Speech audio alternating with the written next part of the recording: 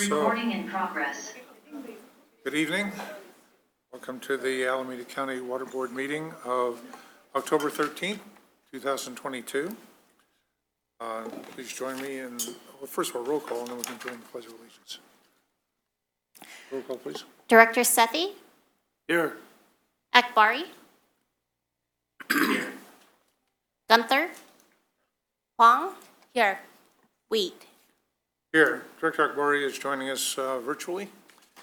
And, Yeah, I'll just note for the public, I'm feeling pretty ill, and so I consulted with the general manager, and just to comply with the health and safety code that we've set out as a board, I've decided to call in virtually. all right, thank you. On many levels, thank you.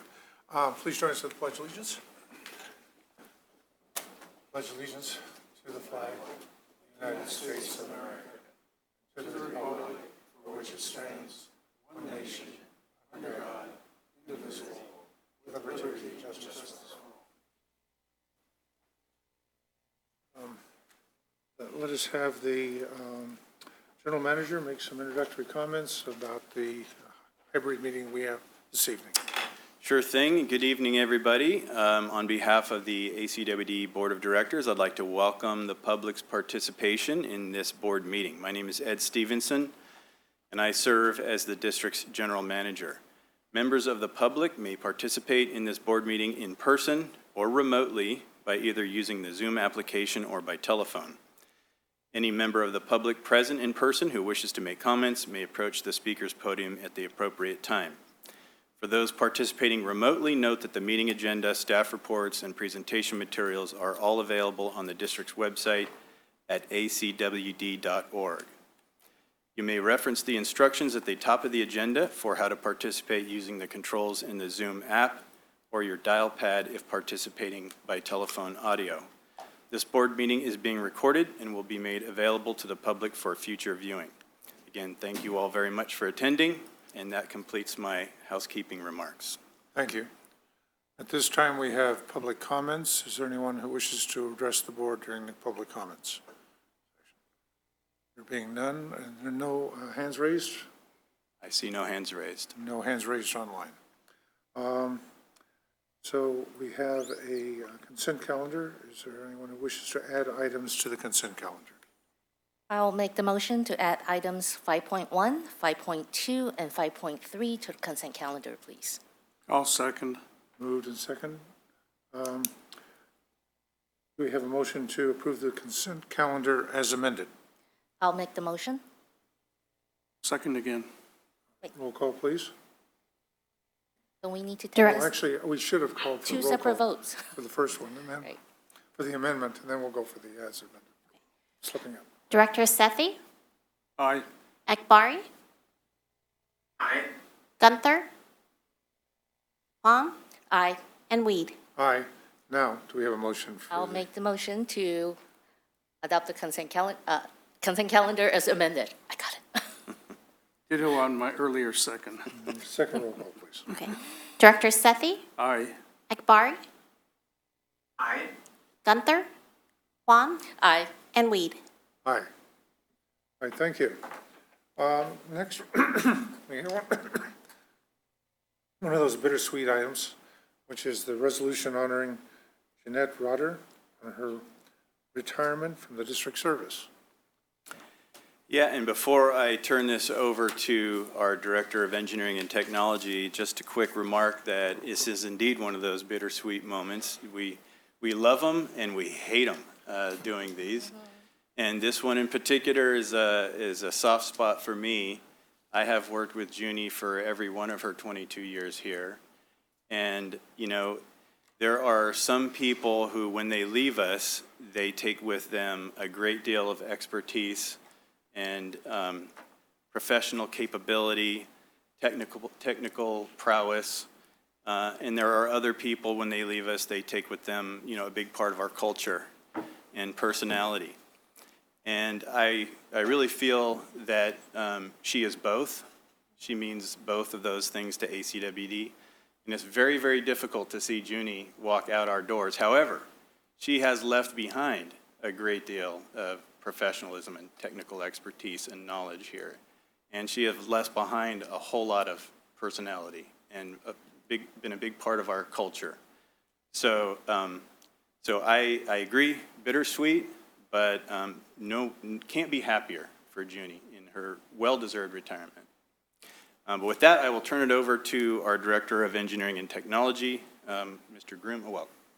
Thank you, Mr. Stevenson. Good evening, President Weed and board members and community members. I would echo Mr. Stevenson's sentiments that this is a bittersweet moment for myself. But it's, all of us wish for those great days when we retire and spend more time with our families. So I want to wish Junie happy retirement. It is indeed my distinct honor to wish Junie congratulations on her retirement after so many years of hard work and service to the district. I have worked with Junie since I joined the district just over a year ago, but honestly, I feel like I have known her for decades. She has a warm and friendly attitude that makes people feel welcome and feel that they are part of the team. She treats everyone with respect and always keeps the district's best interest at heart, and I'm sure most of you have seen this firsthand. Junie is a sought-after expert in pipeline design and has managed numerous capital infrastructure projects and programs ranging from large-diameter transmission lines and utility relocations to major property acquisitions and negotiations for the district. As the Development Services Manager, Junie has overseen public water system extension processes for countless development projects. For those of you who have been on the AIT Committee, Engineering and Information Technology Committee, you've seen many of those projects come before you for updates and approvals. So she has had a lot to do with every one of those projects. Junie has a strong work ethic and is well respected by her team. I especially admire her positive energy, kindness, and her collaborative nature.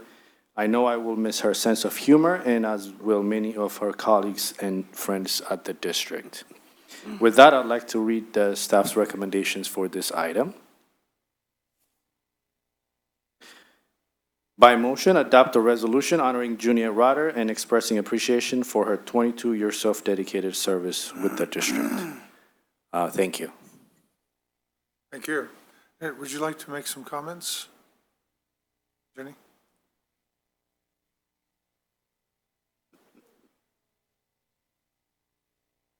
Not much to talk. No lies in the boardroom, Junie. That's right, yeah. Yeah, it's 22 years, wow. It seems like just the other day I started. It goes by really fast. I'm fortunate today. I have my husband Greg is here, and one of my kids, Richard is stuck in traffic, I'm sure, but Emily, my daughter's here. They've been a big part of the district as well over these 22 years. And they've been very supportive of me as well. There's district staff here, also some members of my old development team that are here too. I can't imagine a better place to end my career, my professional career, than at ACWD. It's been wonderful. The people have been wonderful. That's probably the biggest thing I'm going to miss. It's like a family. You have your home family and you have your work family. And I've just been honored to be able to work here all these years, and I know that the district is in great hands and, will forever be an excellent place to work. Thank you very much. Well, we have a resolution for the board to take action on, but would you first like to make some comments? May I? Please. So, Junie, wow. It's been a long time. I think I have seen you in most of my committee assignments. Thank you for being so patient and gentle in answering my sometimes not so wonderful questions. I think what brought to mind is your knowledge, the fact that you anticipate our questions. You always have a very logical, reasonable answer and approaches, even when our questions might have strayed away from the district operations. You are always so good at bringing us back, getting us back to what's important. Every time I see you in committee, I always know you'll be a very pleasant experience just because your wonderful personality and your knowledge always bring a sense of comfort and confidence when I know an item is coming before the board. So I definitely appreciate that. I also appreciate all the kindness you showed towards me when I, first started. I think we started maybe around the same time with some very interesting questions. And thank you to your family. Working at ACWD with a track record like Junie's, it almost guaranteed that families need to be extremely supportive in order for her to perform to the level that she has at ACWD. It's time spent that otherwise you could have spent with your family. So thank you very much for your dedication, for the great conversation, and thank you to your family for allowing us to use up their precious time with you. Have great time in your retirement. It's a new journey. Do something fun, but don't forget us. And I am pretty sure General Manager knows how to contact you if we have questions. Oh, we know how to contact her. Oh, yeah. Although the internet's not that great at her house, I know that, so. Deliberate or is it not so great in quotation marks? But thank you. Have a great time in retirement and come back and see us. Thank you. Paul? Judy, when I learned of your impending retirement, I mentioned to a member of the senior staff here that, I spent my career in Silicon Valley in engineering and everything, and I found you to be a very professional manager, and I said, you are a no-fuss, no-politics manager that just gets the job done. And I really mean that. And I think you, especially in your latter years here as Development Services Manager, leave quite a legacy for the Tri-City area because of all the development in the community that you were supervising. And we certainly did a lot during the last few years under your management. And I especially want to call out two projects because I think they are not well recognized in the community, but in the engineering world, they certainly are. And one is the SFPUC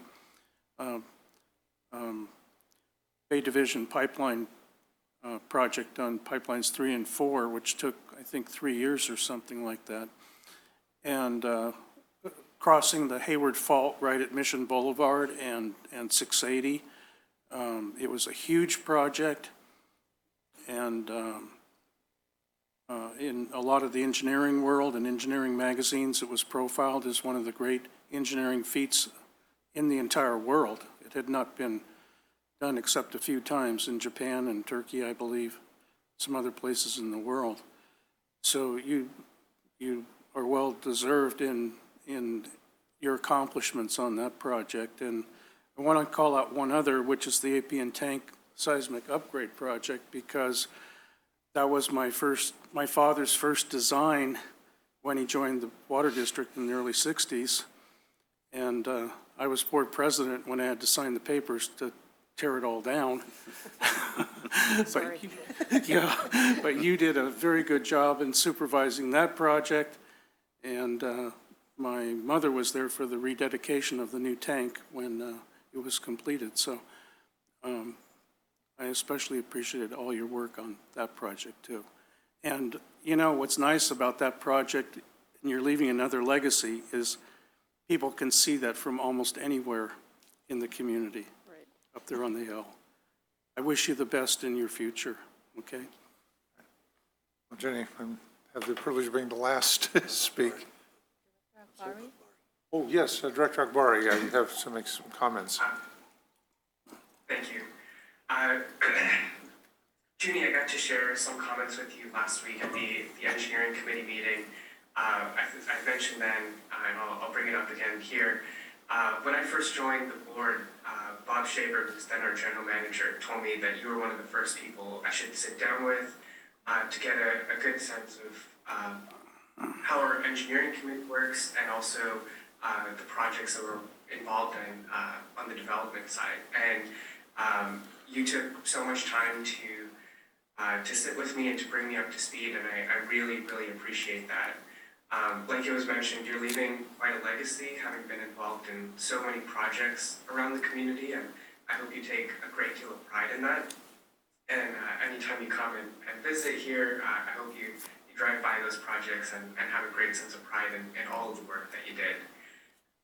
Anytime one of our employees are retiring, I always like to ask them what they're most looking forward to in retirement. So I'll pose that question to you right now, Judy. What are you most excited about in your next chapter? So I've been waiting to answer that because I've been told by other retirees you asked that question. So in true form, I'm actually going to Disneyland. So I've always wanted to say that, yeah.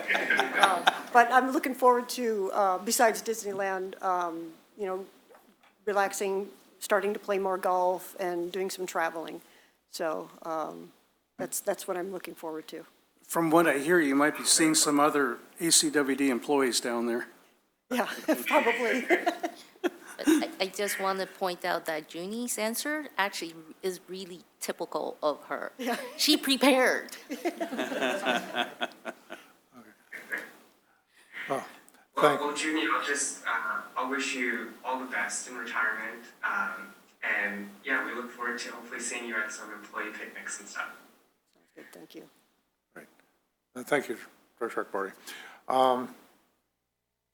Well, it's difficult to say or to comprehend the extraordinary workload that you had. ACWD has not seen this level of development and planning and projects, a variety of from the environmental to the actual development in this community, and you kept us on course. It was an extraordinary effort. And you led your team to accomplish it. So it's not just their individual efforts, it's the team leadership, which was so important to ACWD. And I certainly hope you stay in touch. Retirees are welcome at our picnics and other events that we have. And I encourage you to come back and visit and even harass the board on occasion. Tell us what we, now that you're here, you can wear a different hat. That's right. But thank you. Let me see if we can have a motion and then we'll make a presentation of the plaque. So I'll make a motion to adopt a resolution honoring Juliet Rotter and expressing appreciation for her 22 years of dedicated service to the district. Second. And a roll call, please. Director Sethy, Aye. Akbari, Aye. Gunther, Huang, Aye. and Weed. Aye. And Ginny, let me, presentation? You down there? Emily? You want to go down there too? I guess we can. Well, we'll let them do the usual, just the two of them. Join them after. Yeah, I You wanna know. Get one with them too?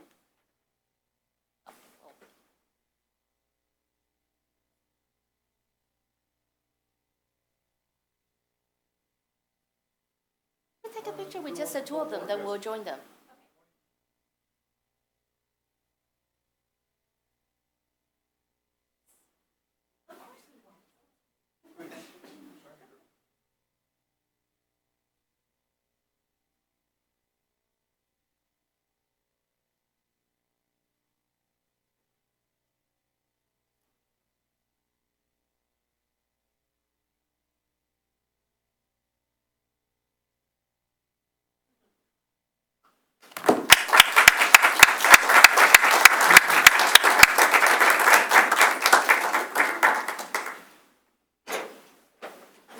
Don't worry, Director Akbari, we can Photoshop you into that photo.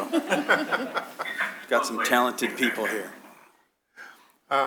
Next, I'd like to take an item out of order. We have a consultant under staff presentations, item 6.3.1, which is a fiscal year 2021-22 investment portfolio report. That's right, and for this item, I'll ask our Director of Finance and Administration, John Wunderlich, to get us started. Can Great, thank you. Can I actually, hold on just a sec. President Wee, do you want to take a few minutes to say goodbye, to Junie's family, or you want to proceed? That's up to you. Well, I think if we have We a can consultant proceed. that we want to All right, that's fine. be able to make a presentation, then we can go out and join them. Thank you. Okay? Please. Okay, My apologies. So good evening, members of the board, staff, and public. This is our annual report to the board on the results from the past fiscal year of our investment portfolio. And this presentation is actually going to be given by Mariana Grajeda, our accounting and treasury manager, who is responsible for day-to-day oversight of the portfolio. And we also have with us this evening, and this is why we've taken this out of order, we do appreciate the accommodation. We do have Mr. Carlos Oblitas, who is our account manager with Chandler Asset Management, and he's available to answer any questions the board may have on this item. And so with that introduction, I will turn it over to Ms. Grajeda to walk us through the presentation. Thank you, Mr. Wunderlich, and good evening, members of the board, members of the public and staff, and congratulations to Judy on her retirement. So as mentioned, this evening I will be presenting to you the investment performance for the fiscal year ending June 30, 2022 for the district's managed portfolio. Next slide, please. Since the focus of this presentation is more on the performance of the portfolio, I am not going to spend too much time on the economic update. We just included a summary of the events that happened during the fiscal year for reference, and this you can read at your own leisure. So this slide has that summary. Next slide, please. Okay, so during the fiscal year, there were three significant events that occurred or that took place for the district. And the first event that happened was on May 2022. The district launched a new strategy for long-use district funds. So we did this in order to align the long-term liabilities of the district, such as the pension and OPEB liabilities and capital projects, with our long-term investments.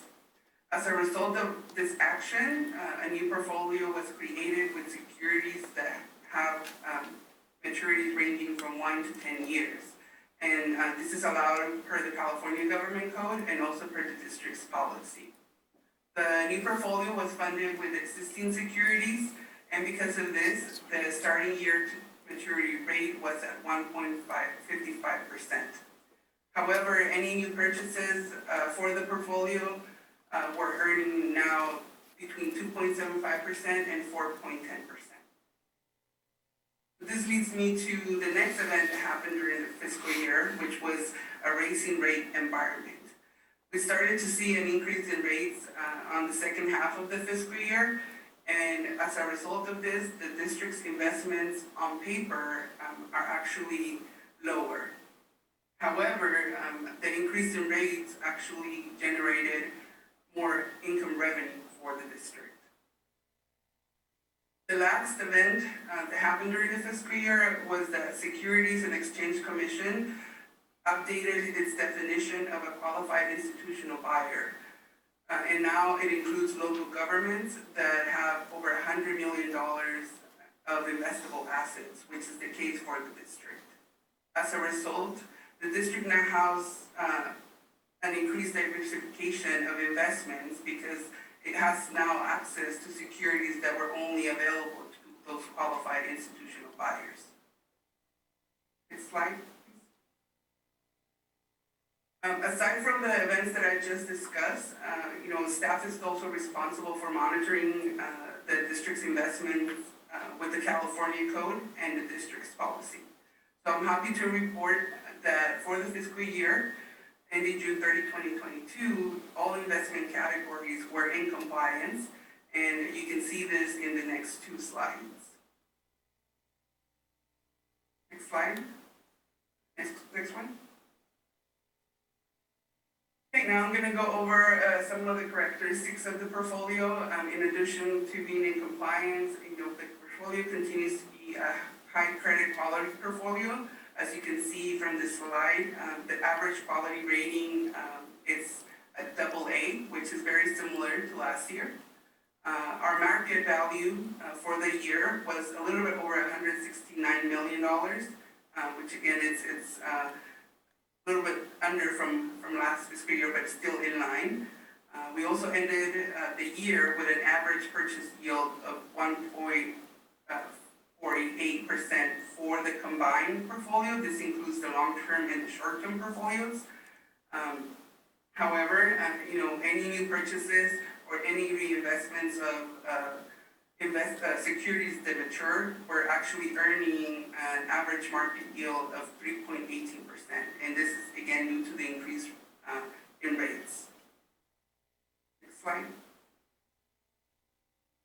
So for this slide, I just wanted to, include the distribution of the securities. As you can see, we continue to be very well diversified, with most of our funds invested in U.S. Treasuries, U.S. agencies, and corporate notes. Again, these are very high-quality securities, and a quarter of those investments are in each of these categories. Next slide. As I mentioned earlier, the district launched a new long-term strategy in May of this year. This chart just presents the maturity distribution for the portfolio.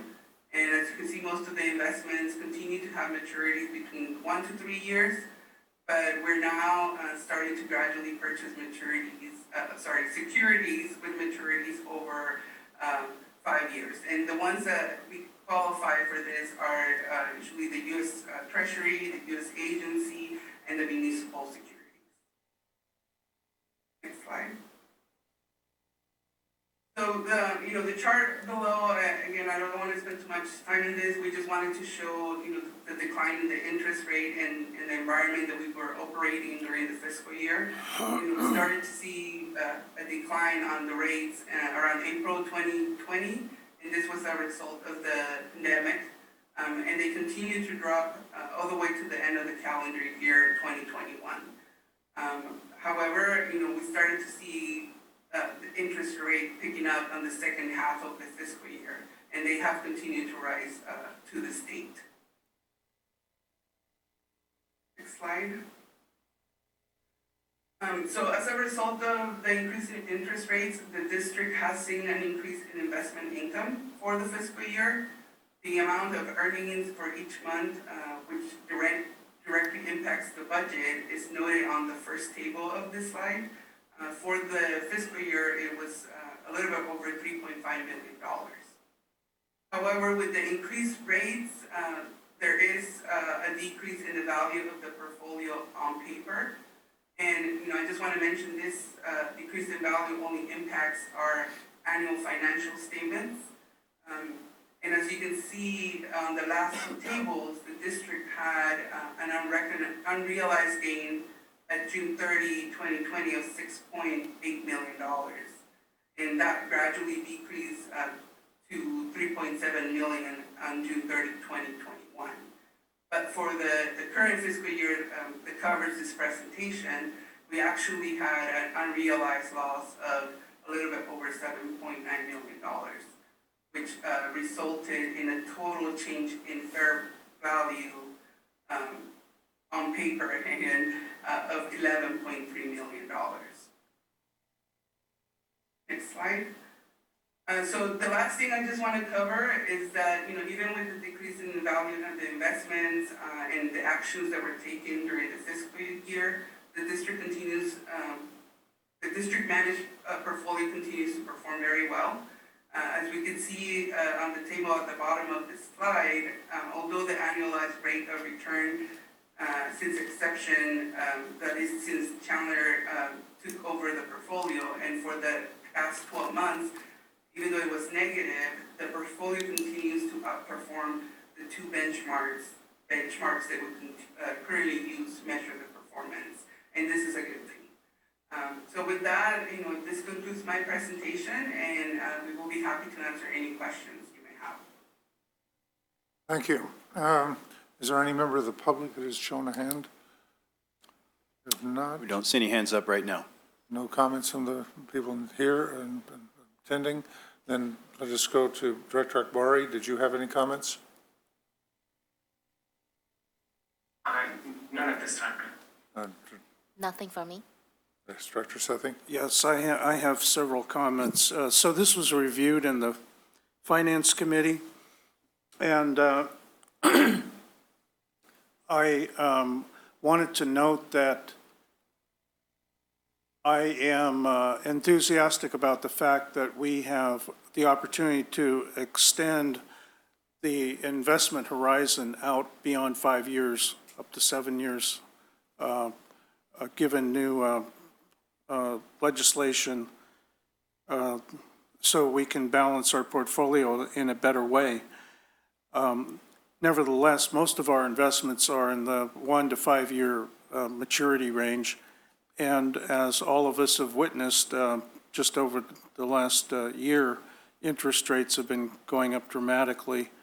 And today, the 2-year Treasury rates were hovering right around 4%, 10-year around 4.4, 4.3.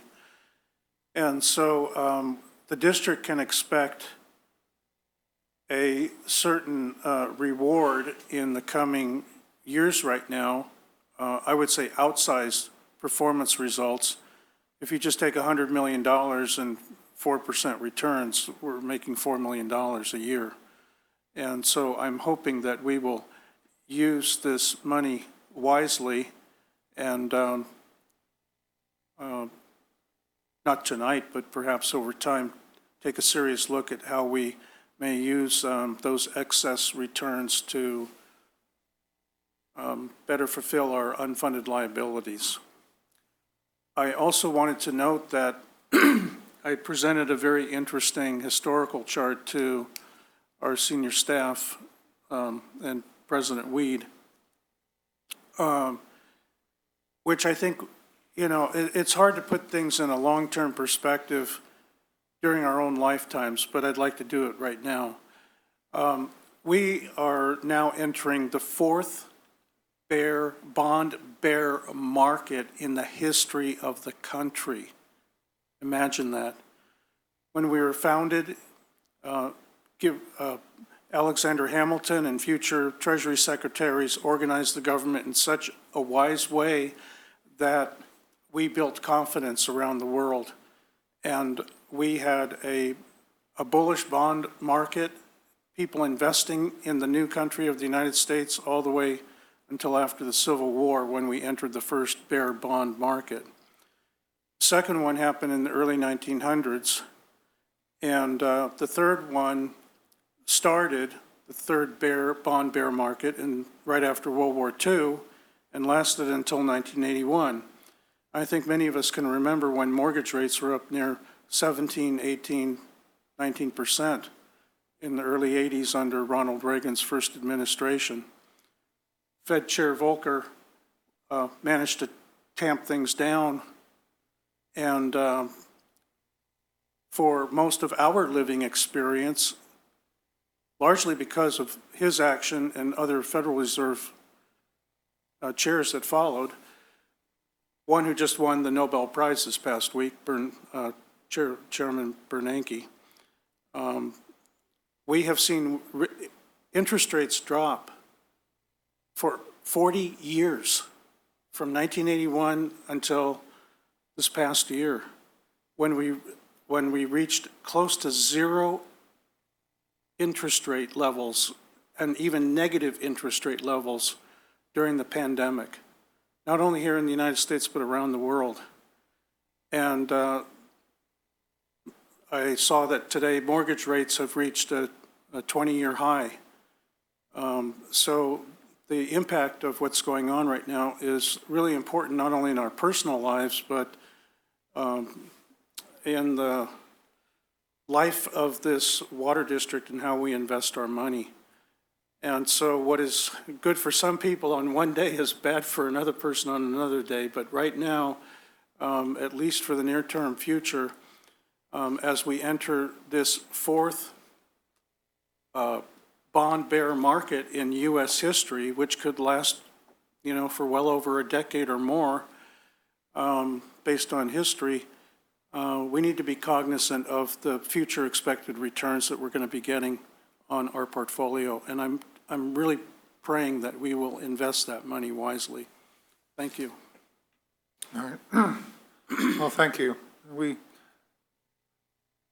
The good news and the bad news of this type of investment portfolio is it's short-term, or less than 3 years. And so when we see changes in market value, they normalize out at the termination of each of the various investments and securities. We have a consultant here, and is the consultant going to be also making a presentation, or? I think the consultant's available to answer questions and get into some detail if the board would like. Okay. I did have some questions for the consultant, but first let me see if there's any questions at all from Director Akbari. None. Director Huang? Director? No. The question I have, and this is more of an educational standpoint, I understand. There has been concern that with investments and for social and political reasons, and the one that comes to a head currently is Russia. And my understanding is that we have no investments in Russia, and we follow a U.S. protocol. So can you explain what those might be?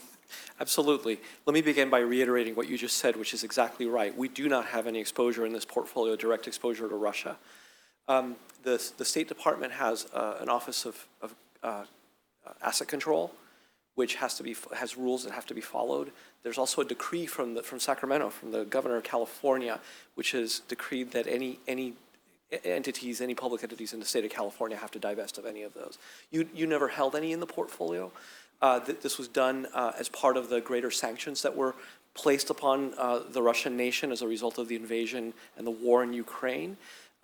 So right now, you had, even before this, you had no exposure. There are no Russian issuers, nor are you allowed to buy any Russian banks, even if they were legal because they were issuing debt in the United States, nor can you buy any sovereign debt from the Russian nation by law, and by credit quality, they wouldn't even apply to this portfolio. So you are in the clear in that aspect. And the next level would be to investments in companies that are doing business in Russia. Is there another layer or screening mechanism for looking at investments? Much like we do screen for that. Particularly, we screen for it in as much as it's going to impact the underlying fundamentals of the company. In the past, that's how we've done it. What's happening with those nations that have business operations in Russia is that they have scrambled and exited out of that market because of the sanctions, the aforementioned sanctions by the State Department and the federal government. Okay. Just noticed that Nissan had sold all of their assets for €1 or 1 ruble, whichever it was. That's correct. All right. Thank you. And I'd also note that when I asked that question at the JPIA, where I'm the representative, company PFM did acknowledge that they do have Russian investments in the portfolio that the Aqua JPIA was invested in. So hopefully it'll be addressed. It's interesting to note. I do know the rep. I think you probably dealt with Sarah Meacham from PFM. They're a competitor of ours, but I know them well because I was a director at that company at one point in my career. But we screen for these things because 95% of our clients are local governments, and as a local government, not only do you have a fiduciary duty with these funds to the public, but also you're under a microscope. This is a public; these are public funds, and people have the right to be able to see what's happening in there. So we're very sensitive to issues like that. We just don't want to buy something that's going to put you in a bad light. Thank you. Thank you. Thank you for doing a very good job managing our investments, too. All right. Well, great. Do we have any other? This is a report, no action required. President Weed, may I make one other comment? Please. One of the things that is I'd like to underscore here is through the years that we've been managing our investments and overseeing this in the Finance Committee, we've always tried to set benchmarks, Director Weed and I, against market indices to indicate whether we are outperforming or performing at least at the level of the rest of the market. And I take this job seriously as a director on the board representing the community and the community's investment. And so we are in continuing years outperforming the market indices that most people are indexed to. And that is very rare for a public organization to do that. And I feel like that is a recognizable achievement on the part of our district that should be noted. Thank you. Thank you. We have no request from members of the public? Mr. Kelly A. has his hand Oh, up. Mr. Kelly A., please. Thank you. First of all, I'd like to excoriate the Federal Reserve, where last spring in spring 2021, the news headline said that they were calling the inflation transitory, and they kept interest rates near zero, and they ascribed the inflation that they were seeing to temporary factors. They deserve to be a full measure of criticism for that. And if we're going to be talking about, history and stuff, which I'm into that kind of history, very much so. The most influential economist of the 20th century, his name was John Maynard Keynes. Throw out a little quote from him. In the long run, we are all dead. Economists set themselves too easy, too useless a task. If in tempestuous seasons, they can only tell us that when the storm is long past, the ocean is flat again. And how does that apply to investment portfolios and bond investments and stuff? I'll pat myself on the back. Somebody came to me and said that their investment advisor was telling them to set up their portfolio to exactly like you would expect them to be set up with some amount of bonds in there. And I said, are you crazy? Don't you see that interest rates are going to be going up, and everybody knows that they're going to be going up? And why would you buy any bonds? And what I told them to go and put their money in the bank, or go buy some short-term stuff like with the durations of like a few days or a few weeks or something. I mean, as short as possible. And of course, they went ahead and did what I told them, and they're very happy that they don't have hardly any bonds, so there's one investor out there who avoided all this. I don't think it's possible for a public agency like this one to do that, because I don't think public agencies have the leeway, the freedom to do the right thing. I think everybody's got to do the usual the traditional investment theories and hold longer-term bonds, or do exactly what you're doing. I don't see a way out of it. But if there were a way out of it, I would have told you to get out of it a year ago. But I don't think it's possible. So yeah, I think the conventional wisdom here, just because it only happened 4 times in the last 100 or 200 years, or whatever the long-term bond bear market, whatever it is, it shouldn't have been that much of a surprise to the Fed a year ago or 2 years ago. Thanks. Bye. All right. Thank you, Mr. Kelly. Mr. A. Mr. Brew. There are other comments? There being none, thank you for coming to our district and their presentation, and thank our staff for their input and information. Thank you. Now let's go back to our regular agenda, which is under the action calendar. Item 5.5, which is an authorization of an amendment to lease with the City of Fremont for a firing range training near Patterson Reservoir. Yes, and again, thanks to the board for indulging us and allowing us to change up the order of the agenda a bit. We appreciate that. So this item 5.5 will be introduced by Laura Heides, our Director of Water Resources. Thank you, Mr. Stevenson. And before I begin the report on this item, I just want to acknowledge and thank 2 people who are here today with us in support of this item. Jimmy Chen, Facilities and Real Property Manager from the City of Fremont, is joining us on Zoom. And Michelle Myers, Groundwater Resources Manager, is here in the audience, also in support of this item. So the City of Fremont has been using a portion of the district's Patterson Reservoir property for police officers' outdoor firing range training since 1969. The 2010 amendment to lease between the city and the district has expired, and a second amendment to lease with a new 5-year term has been developed that protects the district's interests by ensuring that the property is surrendered to the district free of contamination, including any other contamination identified in future environmental assessments, prohibiting the use of chemical tactical training devices other than noise flash diversionary devices, providing district use of the premises when making improvements to Patterson Reservoir, and addressing city improvements to the premises. The second amendment to lease was most recently presented at the Water Resources and Conservation Committee on September 27th, 2022. Approval of this amendment will help meet the district's strategic plan goal 1.1, efficiently manage and maintain our infrastructure to ensure reliability. So tonight's staff recommendation is by motion, authorize the general manager to sign the second amendment to lease with the city of Fremont for the use of a portion of the district's Patterson Reservoir property for firing range training. And we're here and happy to answer questions on this item. All right. There's no hands up from the public that I can see. So Director Akbari, did you have a comment, a question? I guess the only question, I'm happy to support this item, but a question would be around any safety issues that may have come up in the past and what we've done to address them.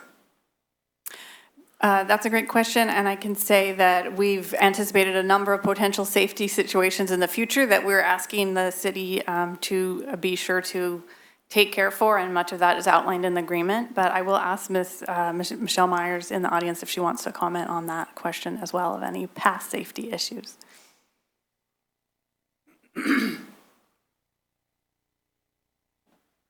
Thank you, Ms. Heides.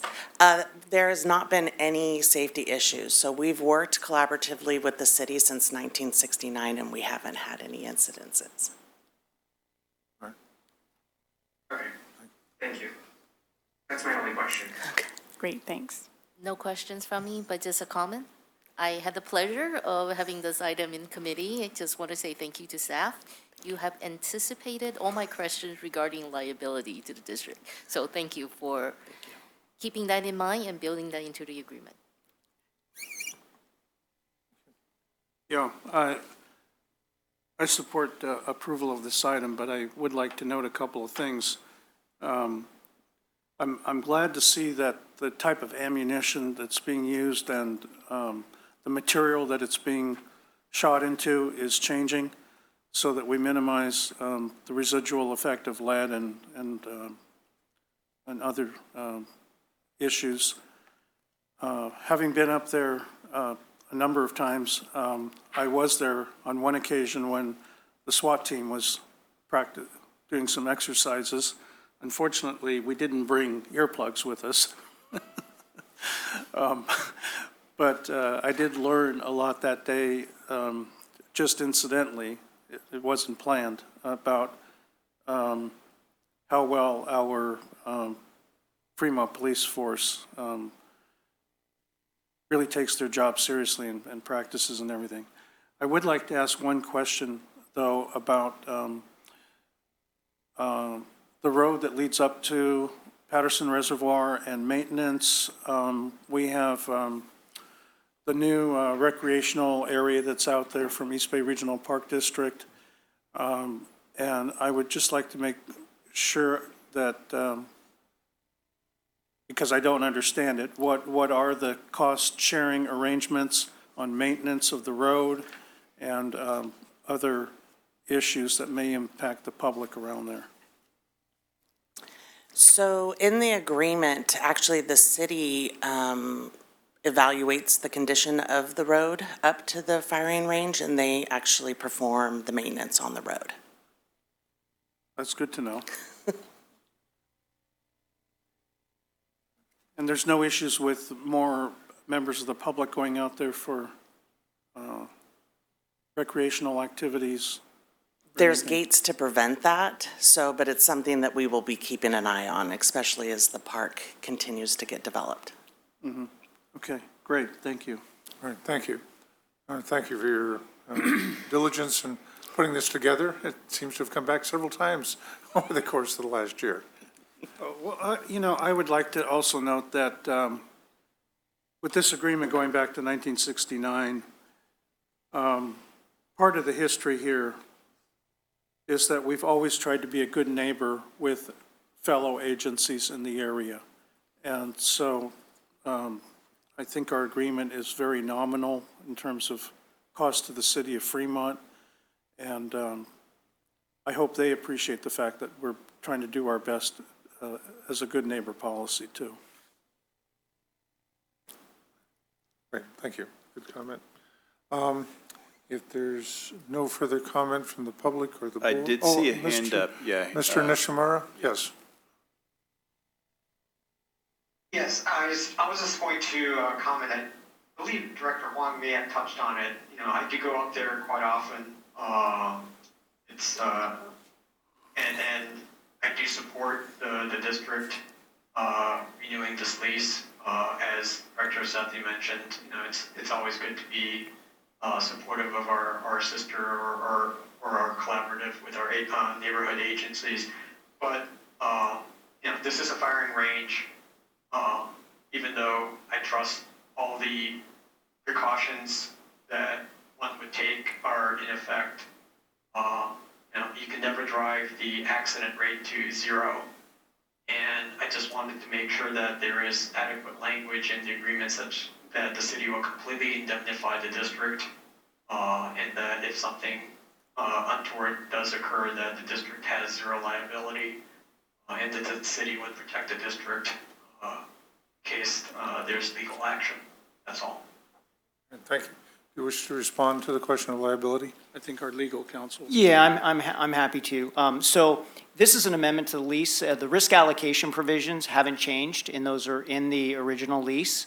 And they do provide indemnity protection to the district, and the city does take responsibility not only for indemnifying us from personal injuries and property damage, but there's significant remediation provisions in the lease that were really hammered out in the First Amendment. And so I've looked at this from a legal perspective, and the district is protected. Thank you. All right. With the comments, there's no further comment from the public or the board. Do we have a motion? I'll make the motion. I'll second. The motion to approve the staff recommendation.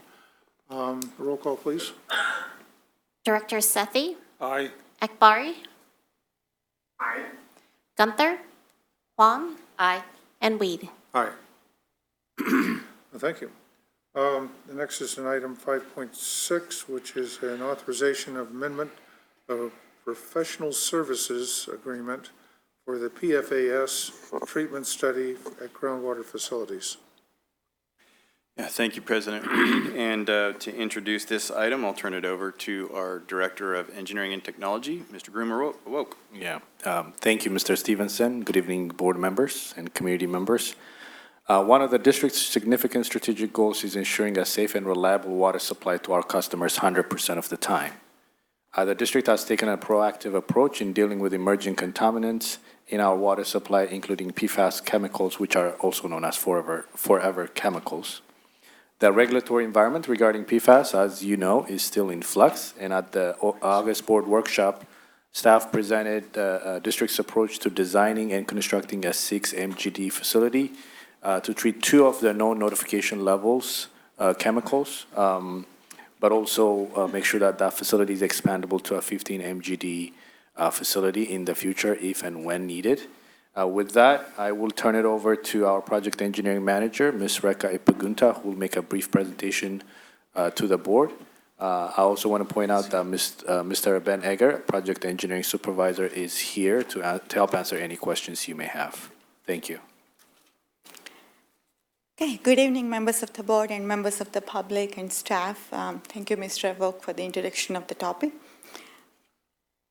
So, starting with a brief background on PFAS, can we go to the next slide, please?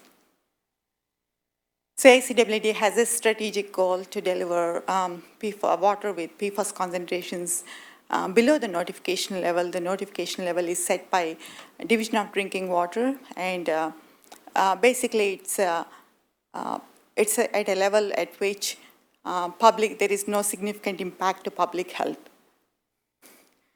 And as the board is aware, we have developed a proactive PFAS response plan. So far, we have been voluntarily monitoring the groundwater since June 2020. And so we have identified PFAS compounds in our groundwater, both in the Maury and PD well fields. Since then, we have made some operational changes, some strategic operational changes to our production and distribution system. Those changes helped us keep the notification levels below the PFAS levels below the notification level. However, it impacted our production capacity and also increased our SFPUC imported water usage. So district funded a PFAS project. We do have CIP line items both for the study project and also the treatment, the interim treatment plant project. We have a total of about $6.5 million in the CIP and also our financial planning model. Next slide, please.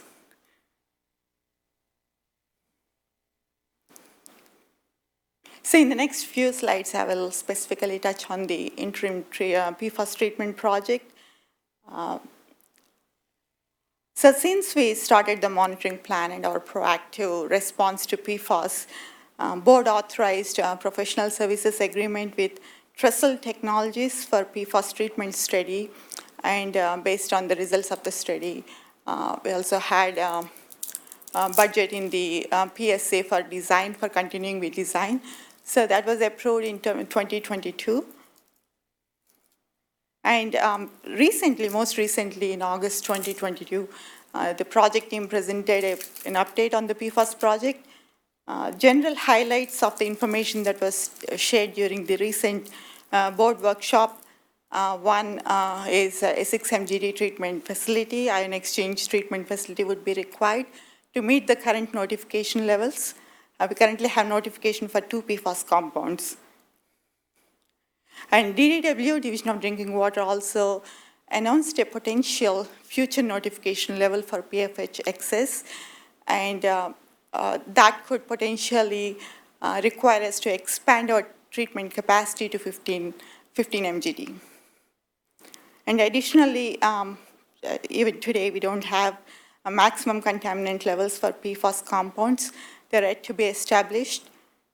In light of this new information, the project team presented a revised or modified project scope during the board workshop to expand the design to 15 MGD, but still continue to focus on the 6 MGD treatment facility. Next slide, please.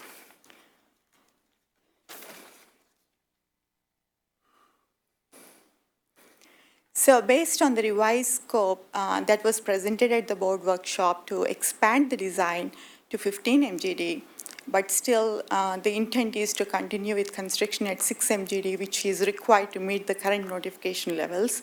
So this expanded or revised scope requires an amendment to our professional services agreement with Trestle. Primarily, there are 2 drivers that's leading to this PSA amendment. One is the increased project complexity.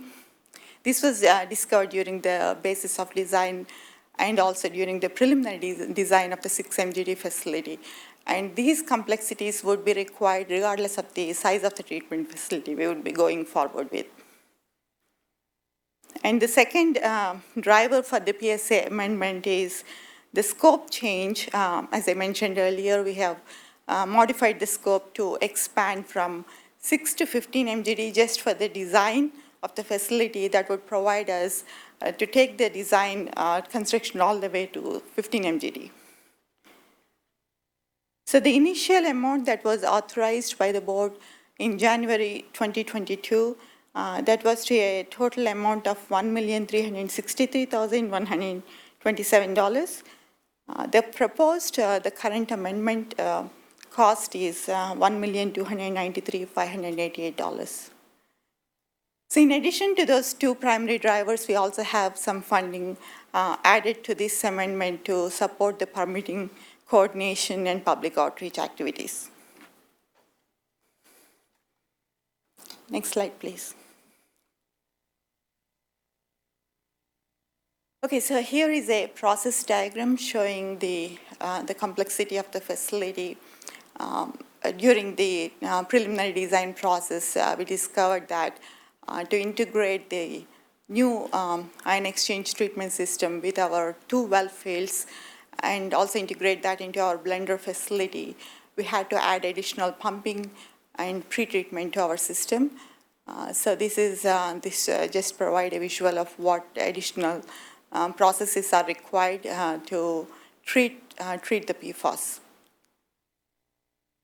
So the additional project scope that was included in the current amendment include the feed pumping system that is required to control the flow through the ion exchange system and also through the bypass, because we are expecting that we would be treating about 75% of the production facility.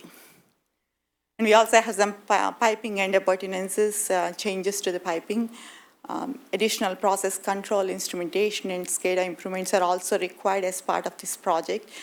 There are some significant electrical improvements that would be necessary. We would be adding a transformer, a switchboard, and variable frequency drives, and programmable logic controller, in other words, PLC. Okay, so here is the 15 MGD ion exchange facility that would be designed. So it just provides you the general footprint of a 15 MGD facility. This 15 MGD facility, as I mentioned, shows 7 trains, ion exchange trains of treatments, 2 vessels per each train, working in lead lag condition. And this is on paper. This is the footprint we would need if we have to eventually go to 15 MGD facility. Next slide, please.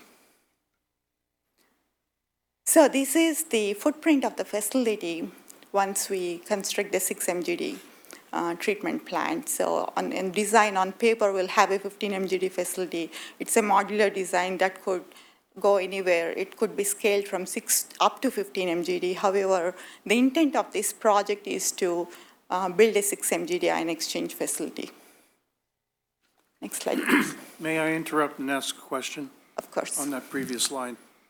Why would you not start with the 3-level train first, where you're showing it's for future expansion, rather than start with 3 out of 4 on the other one? So the 3 train is required for the 6 MGD facility that is required to meet the current notification levels. And the reason the design is going to accommodate the modular approach, if we have to increase the capacity from 6 to 15, we are ensuring that the future proofing is incorporated into the design, and also increasing the capacity would be adding more modules to the existing design.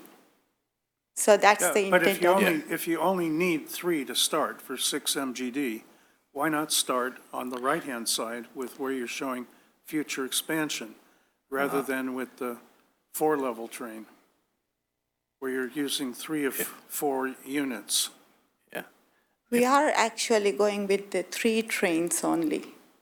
Yeah, why not start with the 3 that are on the right-hand side and leave the other 4 for future expansion? Got it. That's just a visual that we are showing here. So there will be additional modifications when we actually get into the preliminary design. So there is also a new well that we are showing there. This is not the exact size of the facility that we are showing. This is just a visual of how it's going to be laid out. Actually, in reality, when we build it, we'll be able to move it according to the needs of the project. Yeah, well, I'm a little confused because in an earlier slide you said we're going to only construct for 6 MGD. So I would think the preferred route is to build the right-hand side of 3 units first, utilize that, and use the other 4 for future expansion. Yeah, and I think one thing, we don't have all the components labeled here, but if you look inside that green area, you can see that there's more equipment on the left side than there is on the right side. So on the left side, you have little boxes there, that's some motor controls and switch gear that we've got to put somewhere, but for both the 6 and the 15. So the idea is we put it on on the larger side because there's more room right there. And then also there's what looks like a sort of oval, that's a hydropneumatic tank, and there's some other equipment that, again, is required for the 6 as well as the 15. The idea is to build all that because it's required for everything. We don't expand that initial set of vessels out as far as we could because we don't need that capacity. But that's the reason why the 6 is shown on the left side. Even though you're right, the capacity of vessels could have been achieved on the right-hand side, but we need the other space for all the other equipment and gear that goes along with it, with that first phase even. Thank you, Mr. Stevenson. And also, I want to add to that, the piping arrangement will also be in line with the initial 6 MGD facility on the other side. So there are some advantages with going with that. Although the final design, we are still in the preliminary phase of the design. Okay, and I had another question. I'm sorry I'm asking these before you're finished with presentation, but no problem. We have the foundation of the old water softening plant on that same site. There's a plaque there actually in the ground, the historical marker. Are we planning on building over that area? That's not the current plan. That's actually on the opposite side of this, exactly opposite side of what we are showing as an exchange. So that's not going to be touched as part of this project, but eventually that would be saved for any future. Can you point to it? Because there's a huge concrete foundation where that old water softening plant was. This is the area where the existing softening plant is right now. Okay. So on the, if I'm orienting north as the top, so the bottom side, the south is the south side of the drawing is showing the. Okay, got it. The softening plant. Thank you. Thank you. Please continue. Please continue. Thank you. Okay, so this is kind of going into the breakdown of the professional services agreement and the revised, the amended costs. Before I go into these details, I want to just take a moment to summarize the overall project cost here, just purely for the design services. So as I mentioned before, board authorized $1,363,127 previously for providing design services for the 6 MGD facility, and also providing study, bench scale study was also included as part of that board authorization. And today, as part of this amendment, staff is requesting additional $1,293,588. And that brings the total design services of the project to $2,626,000, which is about 7% of the total construction estimate if we eventually go to a 15 MGD facility. General industry range is 10 to 15% would be for design services of the total construction cost, just to put that into perspective. And then going back to the amendment breakdown, so as I mentioned before, the amendment would be necessary to incorporate the added complexity of the 6 MGD facility. So the total cost of that amendment, that portion of the amendment is about $470,000, which is 37% of the overall request. And then the second piece is in light of the changing notification levels and unknown MCLs with the projected risk. So the proposed design to design a larger 15 MGD facility that would allow us to go with a phased construction approach. That's going to be about 52% of the overall request. And in terms of dollars, it's adding up to about $670,000. And then we also have 11% of the amendment cost related to startup activities, permit coordination, public outreach, and other activities. Next slide, please.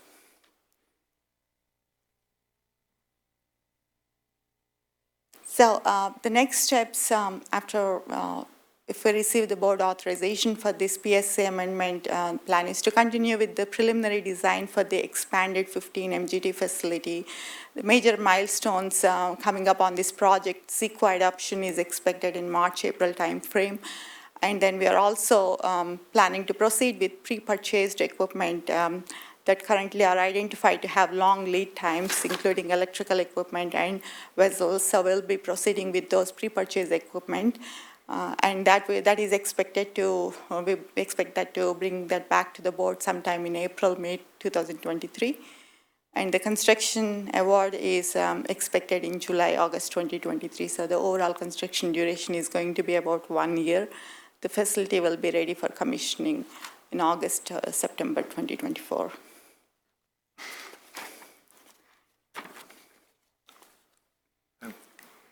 So staff recommendation by motion authorize the general manager to execute an amendment to the professional services agreement with Trussell Technology in an amount not to exceed $1,293,588 to provide additional engineering and professional services for the PFAS treatment study at ACWD's groundwater facilities project job number 10119. Thank you. I would be happy to take any additional questions. Thank you. Do we have any questions from members of the public? I see no hands raised, no one in the audience making a comment. Let's go, Director Akbari. Did you have a question or comment? I don't have any questions.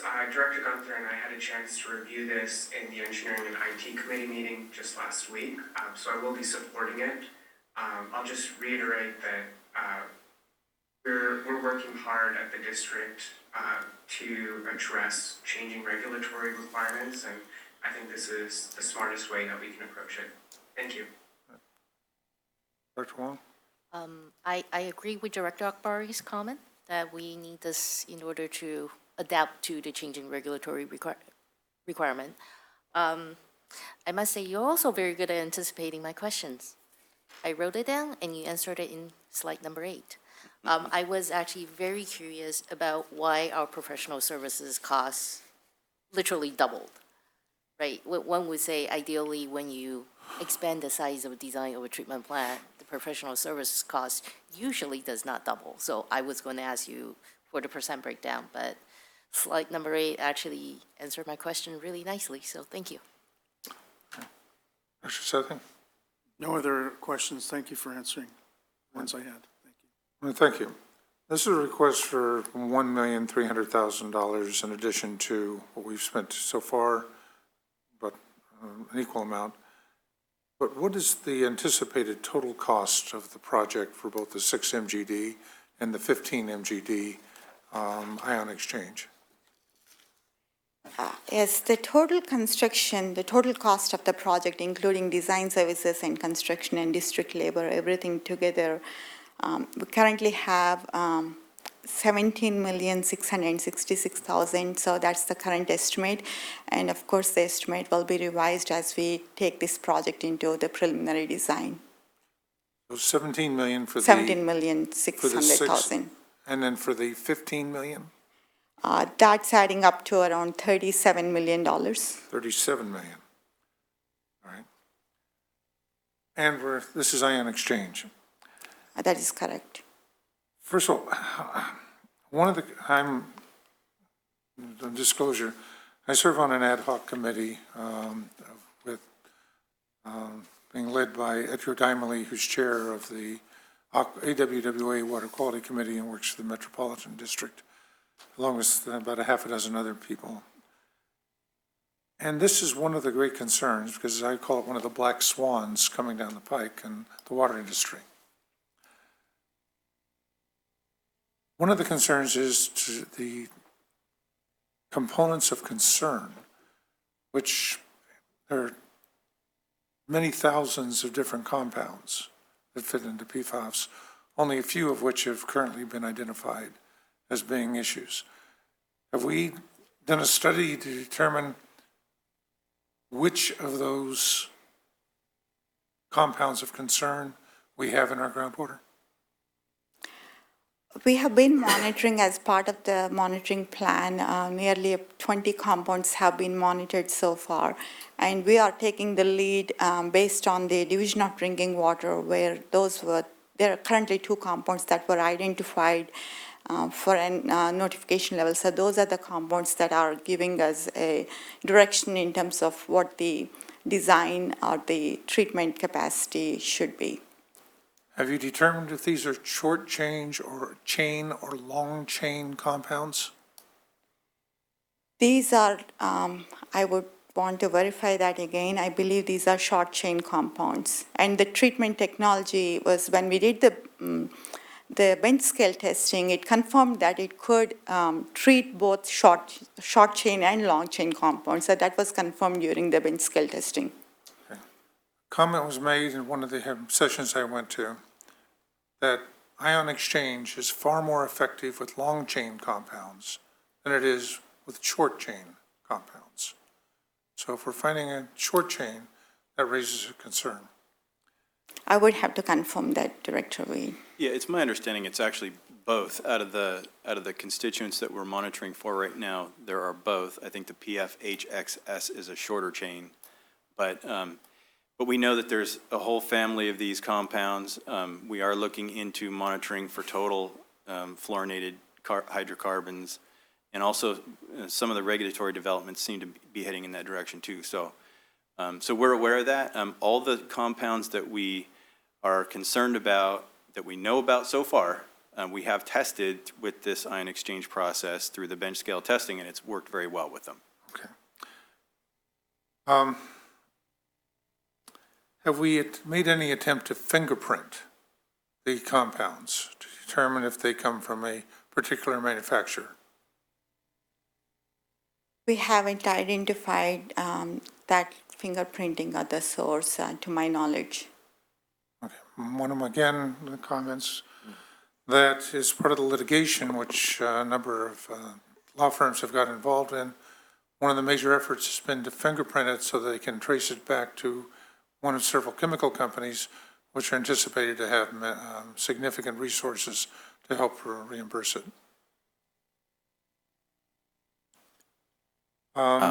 If I could make an additional comment on that. So yeah, we have seen some studies that show 1 or 2 manufacturing companies that have predominantly manufactured these compounds and chemicals, but we haven't done particular analysis to see if the compounds that we found in our groundwater sources are linked to those specific manufacturers. Okay. The state has recently adopted a criteria of 3 parts per trillion for their reporting, but the EPA has listed the level of concern at 7,500 times the concentration below that.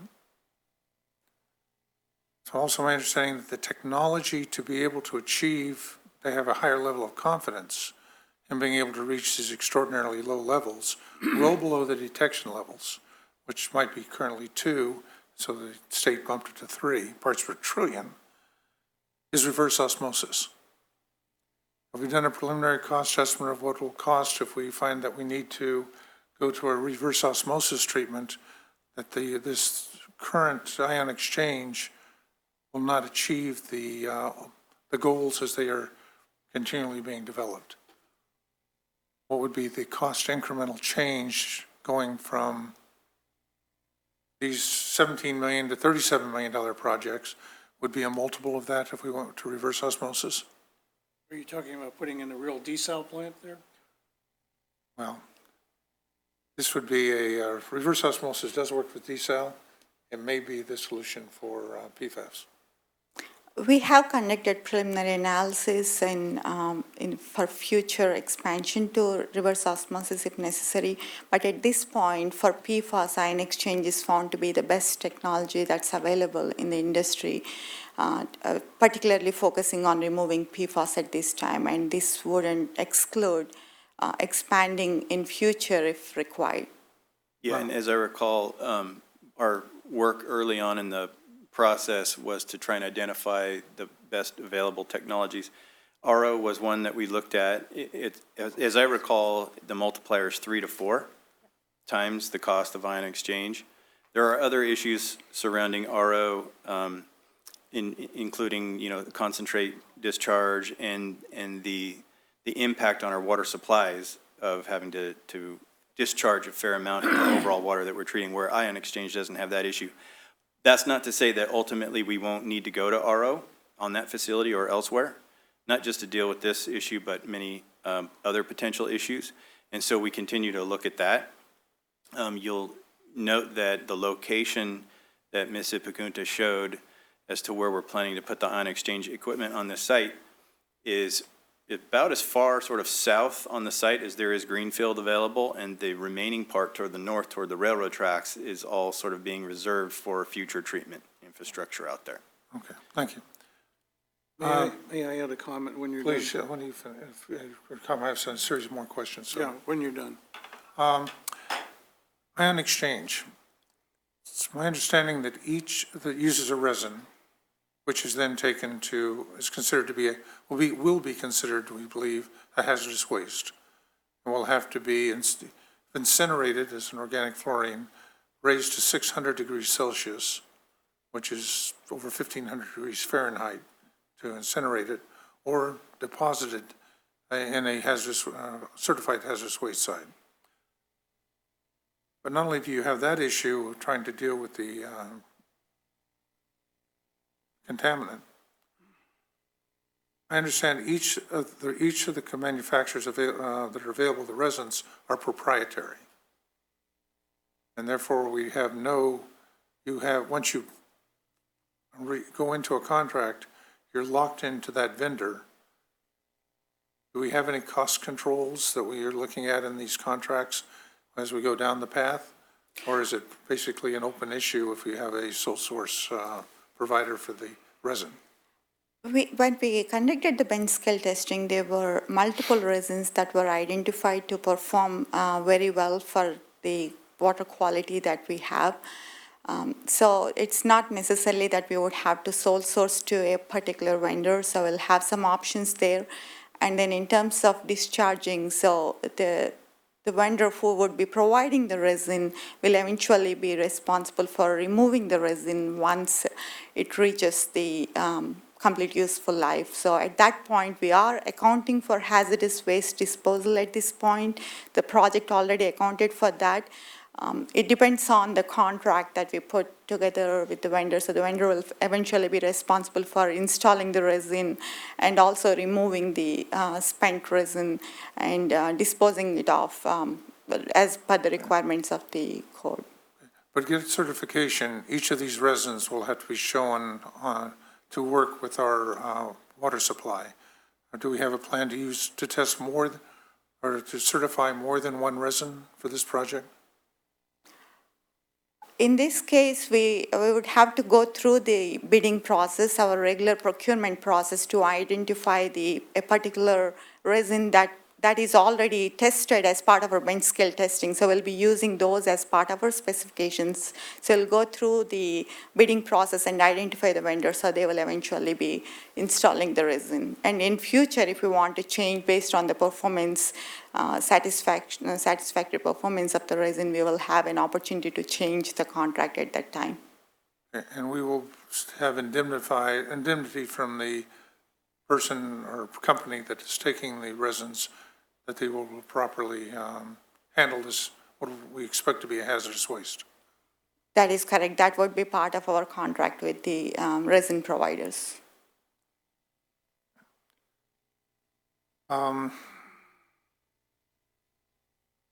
Since this is evolving, have we given consideration to looking at total organic fluorine as our measure as opposed to specific PFOS, so that we do a generic organic fluorine measurement to determine what our level of efficiency is, effectiveness? We continue to monitor that, but we haven't really measured to the level of, to that level where we have an understanding of how that would impact this. Well, that is a theme that has come out of the AWWA water quality committees, to look at trying to come up with a more generic term as opposed to looking at scores of individual compounds where they keep tossing more into the mix. Yeah, and like I mentioned, and that is something we're looking at, the methods for doing that. I'm not sure if we have an update, but it is something we're looking into seeing if we can, because we understand that this is a large family of compounds. We're actively monitoring for a portion of that family. And we also understand that this is being discussed in the regulatory environment too. So we want to see what we can do right now to understand the totals. But we've not begun any sampling or testing for that yet. Okay. I understand we're going down a path. It's a major dollar amount. But I believe that there are other technologies such as nanofiltration, which is beyond ultrafiltration, where we burned $30 million on ultrafiltration that never really worked well. Nanofiltration is another option, and then reverse osmosis being possibly the most effective, theoretically, for being able to remove all of the various compounds. But in any case, it appears that we're going into an unknown. We're going to be spending on an initial 6 million gallon a day, $17 million for a project. We want to expand that to 37 million.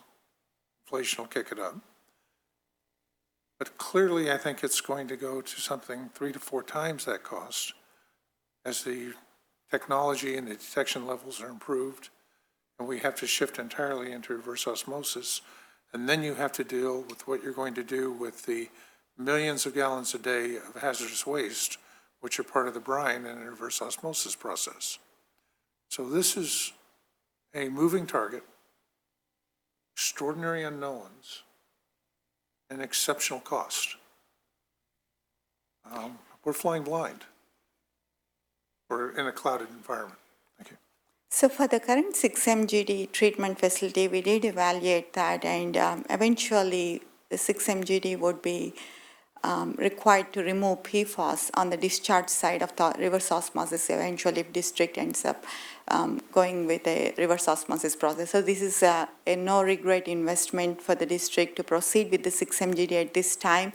So that was our initial analysis before we did the financial analysis and then understood the impact of the 6-MGD design at this point. Okay. And I'm glad this has been looked at in greater detail. When it first came to the board and was approved, it was an issue to both approve the study and the contract to start this work, the $6 million the $17 million contract. So we now have taken a step back and looking at even more some of the complexities.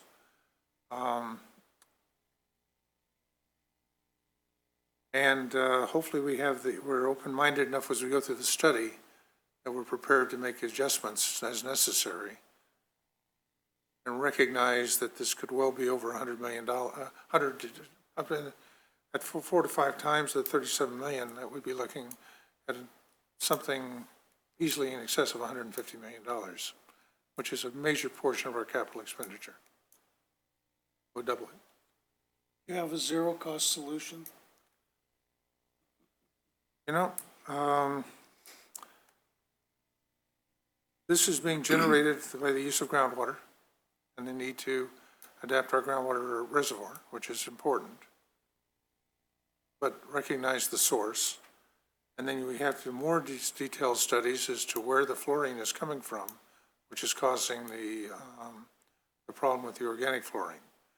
So there may well be some options to reduce the source component, as well as taking a look at our water supply, because there are areas of the groundwater basin that have no detectable levels of PFAS.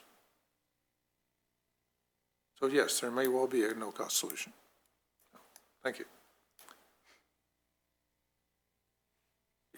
I am just going to say, be very careful talking about using, I assume you're implying using our deep aquifer where we do not currently have PFAS detection to dilute or blend with the shallower groundwater that has PFAS detection. Just And it may be, remember, and it may well be the contingency water And- supply and I that we am go just- to when we lose our I'm just going to imported say, water supplies. just be very careful doing that, because all our groundwater basins are actually connected in Niles Cone. Oh. So when you start drawing the deep water aquifer, it is entirely possible that we'll end up contaminating the aquifer. Yeah, on that note, just so the board isn't surprised later, Okay? we're looking at all kinds of pathways to ensure that we're going to be able to meet regulatory requirements and understanding that we're going to have PFAS treatment available essentially at the wellhead, right?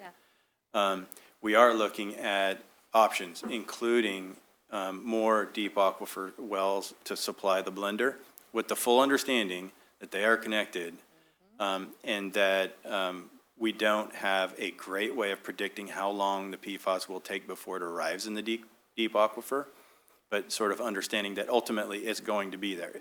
These compounds are the so-called forever chemicals. They will be migrating in the ground, and they're ultimately going to show up at the deep aquifer, but just so the board's not surprised later when we potentially come back to the board with some additional thinking about more wells, which, by the way, we have in our planning anyway. It's a matter of, do we need to slot these in a little bit earlier in order to help deal with the uncertainties and the constraints from a production standpoint? And be thankful we don't have recycled water, because we've seen the de novo creation of PFAS, particularly in recycled water. Thank you. Okay, let me say a few words here. I feel like we're going way down into the technical weeds. We're addressing the community here, and I think that most members of the community hardly understand any of the technical discussion that we're having. So I want to speak at a very high level. What is the purpose of what we're trying to achieve for the community?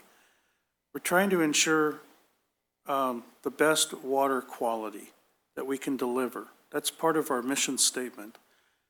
10 years ago, I don't even recall, even hearing about PFAS and PFOS.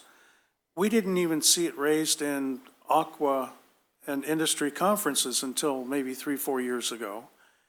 And around 2 years ago, we started talking more seriously about how we can address these issues. What are the legal risks?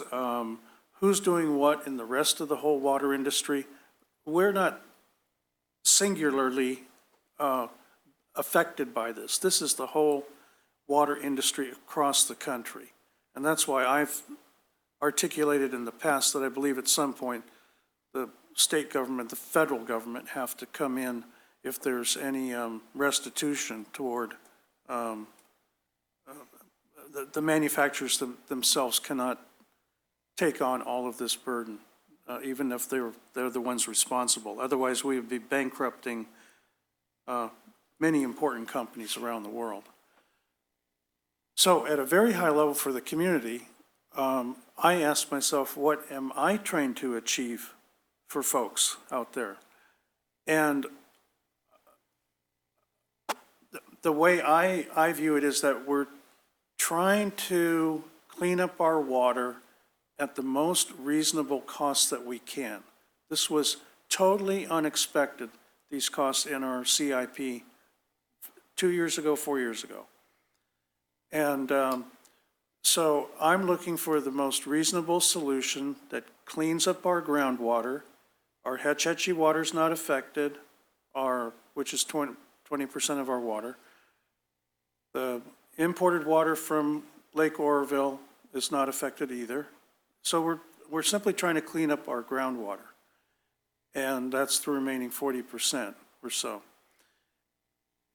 And so I'm supportive of the staff recommendations here because I think this is, after all the discussions we've had, this is the lowest cost, most reasonable solution to attacking the problem and ensuring the highest level of water quality that we can for our community with the least amount of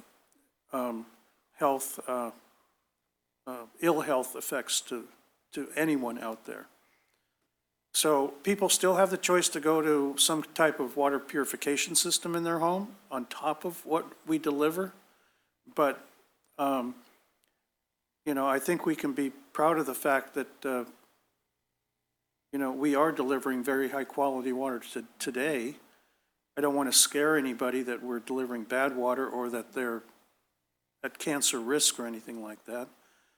So I would like to see us, as a board, support the direction of engineering right now, move expeditiously, and inform the community that, you know, this is becoming more of, the public is becoming more aware of these issues, and that we, as an agency, as a board, as a staff, we are proactively trying to deal with this situation in the most responsible way that we can. Because when you have these type of expenses suddenly showing up out of the blue in our CIP, it can't but help affect our water rates at some point. So education is a very important part of what we have to do right now too with the community. So I'll leave it at that. Director Huang, do you have any? Thank you, Director Sethy, for bringing us back. That totally summarizes it. I totally agree with it.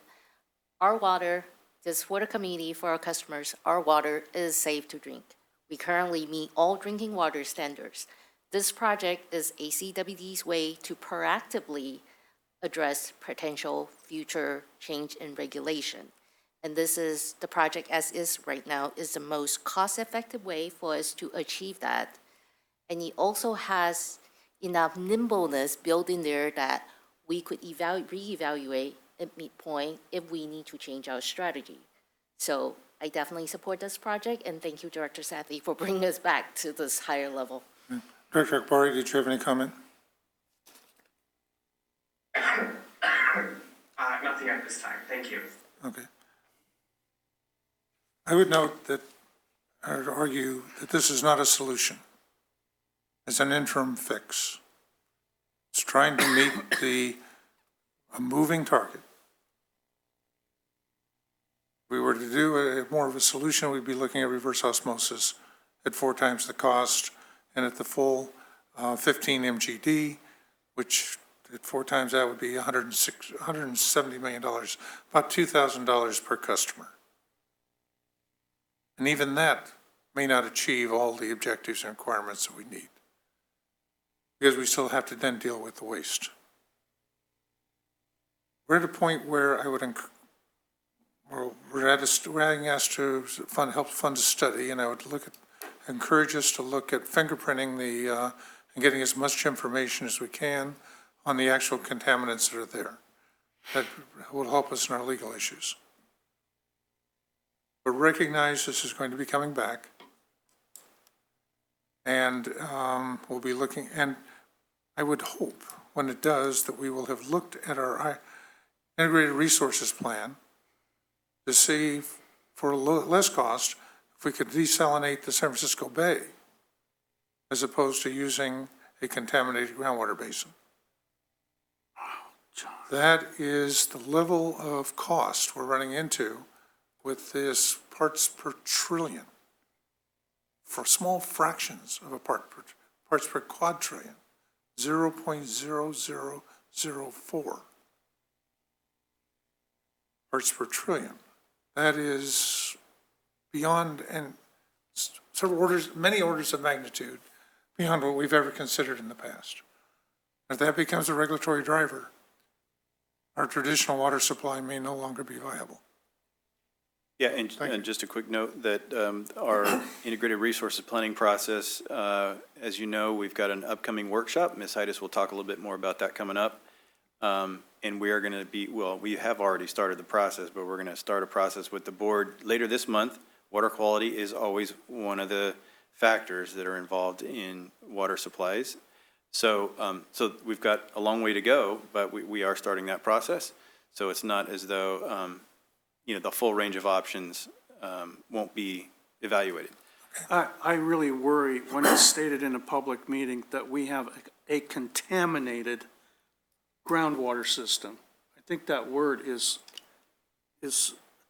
can be misunderstood, misconstrued in so many ways. It's just misleading to the public. We're talking about, parts per billion of some trace things that are in the water supply. It's actually parts per trillion, well Yeah. below parts per billion. Yeah. And it's a regulatory So, issue that's been identified. I don't want this public board to scare our community by suggesting we have a contaminated groundwater system. This is the groundwater system that this community's lived with for 108 years. Well, it's There's no state or federal agency that's coming down, beating down on the water district, saying you have a contaminated supply of water. have a $37 million We are project. thoughtfully trying to consider where regulations are headed in the future and how we can deliver an even higher quality of level of water than we're currently delivering. And so I think it is seriously misleading, and I say this as my friendly colleague. Please. They've established a minimum contaminant level of 3 parts per trillion. No, that's, Well, There is it's no actually, well, that's not the MCL. That's the notification level. Well, That's actually, the health- measurement level is 3 That's the health parts. advisory level. And the MCL is a little bit higher, 20? The There's no future MCL. notification is, the proposed level is 3 parts per million, but 3 parts per trillion, I'm sorry. But that's not the current notification level. And there is And the no level of- MCL established at And the this level of time. concern was 0.0004 parts per trillion. So, on one of the components. And it is called a contaminant. So that is the reality. That's why we're spending this much money chasing it and trying to deal with it. And we're not, Director Weed, this is like, we've seen the examples before. This is like one molecule in the size of an Olympic-sized swimming pool. I'm in full agreement with that. And I will tell you that the cost can be, and this is only one of several black swans coming down in the area of water quality. We have microplastics, and we have pharmaceuticals and hormones, So- which will be following that. If I may, I think we're straying a little bit. I'm just going to say factually, we have to agree that we currently, ACWD's water is safe to drink. We meet all drinking water levels. It's also a statement of fact that EPA has adopted, for lack of a better word, health advisories that's very low, which is causing President Wee some concern. But that's loop back to what we're doing today for this agenda item, which is to build a treatment plant. And so that health advisory and the related MCLs are also what And is I- driving this proposal I before think us. we have very different opinions. I'm going to At call the the question here and move And that- to recommend approval of the staff recommendation on item 5.6. Thank you. I don't see any hands up for members of the public, but it's probably good to just check before taking action. See, I have one hand up now. I'm just moving the item. Whose hand is up? Mr. Mr. Nishimura. Nishimura? Why don't you make your comment, Mr. Nishimura, and then we'll take the motion. Yeah, so I just wanted to chime in on the concern that we're scaring the public, right? I would be concerned if the district were avoiding the question because they are worried about scaring the public, right? I mean, I am appalled sometimes at the lack of scientific knowledge of the general public, but the public deserves to know, right? So if the government agency is saying that this is a contaminant of concern, it is a legitimate question for members of the public to say, well, has this contaminant been detected in my water? If so, what's going on? Right, so to say that we're worried about scaring the public because we're using the word contaminant, well, I mean, that's what it is, right? And I would be very concerned if the board started taking actions to hide or sweep things under the rug, right? I mean, I agree that the levels are very low. As somebody who is pretty trained in the scientific area, am also quite surprised at the reported health effects at the levels that they're talking about. But it is what it is. And I would strongly encourage the board to be open and transparent about these things rather than worrying about scaring us. Because I would be very afraid of a board that wasn't open and transparent. That's all. Thank you. And Mr. if I Nishimura, may- if those comments were directed toward what I said, I fully support what you're saying. I want to be transparent. But let's be realistic. When you talk about a contaminated water supply, and you may have representatives of the press covering a meeting like this, whether now or whether now or on a recorded basis later on, people can draw different inferences from the language that is used. And I want to be very careful about the use of that language and properly, as best we can, express to the community what we're doing, what the contaminant level is, and assure the community that we do have, as far as we know, a good supply of water that we're delivering. We're looking at changing regulations over time and how to deal with it. I appreciate your comments, but I think we're more in agreement than you would realize. And if I may, I think just along those lines, that's been the district's approach this whole episode with PFAS. We have been very transparent with the board and with the public. We have on our website a separate webpage on this topic, acwd.org/PFAS. And on that website is the information that we have about concentrations we're measuring, about our approach on this topic in a public-friendly way. So that has been our approach all along. All right, well, I moved for approval of this item 5.6 on the agenda. Is there a second? I'll second. All right, thank you. Discussion on the motion, I would ask that because I'm sure it will pass, that you evaluate your proposed study, go beyond the 18 compounds that were identified. Look at the total organic fluorines and anything else that may be popping up, and also more particularly the short chain and long chain effectiveness of or impact when you try to use ion exchange. And will the ion exchange work well with short chain organic fluorine? So, thank you. We have Mr. Akbari, did you have any additional comments? No. All right. Let me call for the question, please. It's been moved and seconded. Okay. Director Sethy, Aye. Akbari, Aye.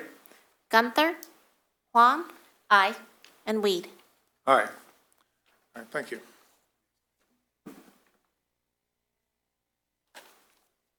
All right, let us take a break. We will try to get back by 8 o'clock, and it'll be a... Thank you. All right, thank you. Thank you very much for your presentation. Recording stopped.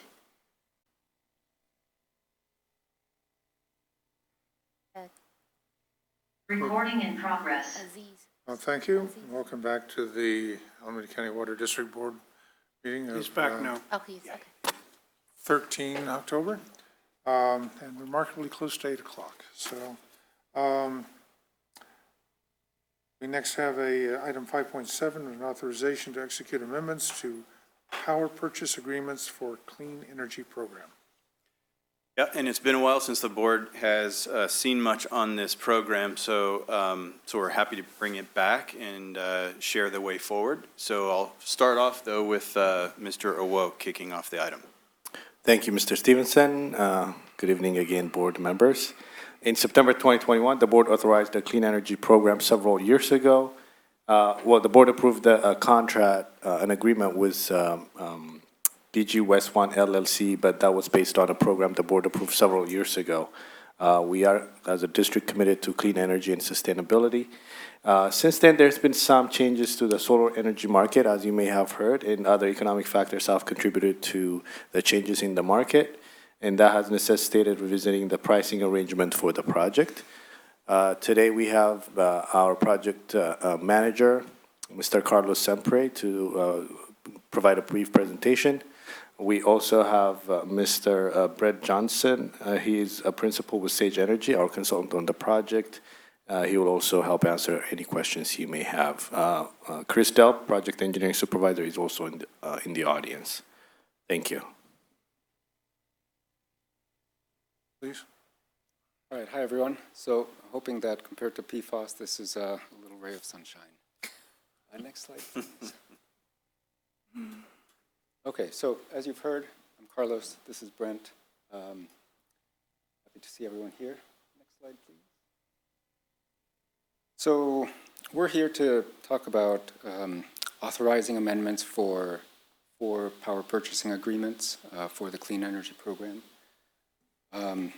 So what we're going to do is talk about where the project has been, where the state of the industry is. Then we'll go over the details of the proposal that we're discussing and get into our recommendations. Next slide. So as Garoom said, about a year ago, we executed 4 power purchasing agreements, PPAs, or sorry, 6 with DG West 1. These are agreements whereby DG West comes in and builds solar panels and associated infrastructure on our property, on our facilities.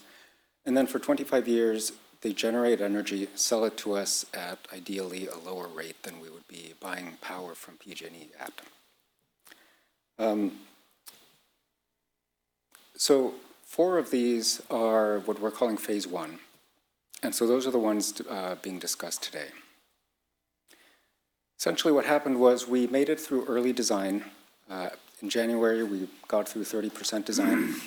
And then at the end of March, there's a court case that triggered the potential for tariffs on solar modules that were likely to have been used on these projects. That threw the industry into turmoil, and our developer notified us that the project wasn't going to work for them under these conditions.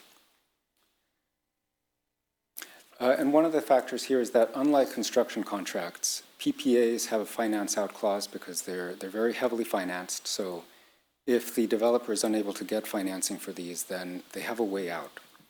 And that's pretty typical for them, and it's why, unlike a construction contract, we can't hold their feet to the fire on it.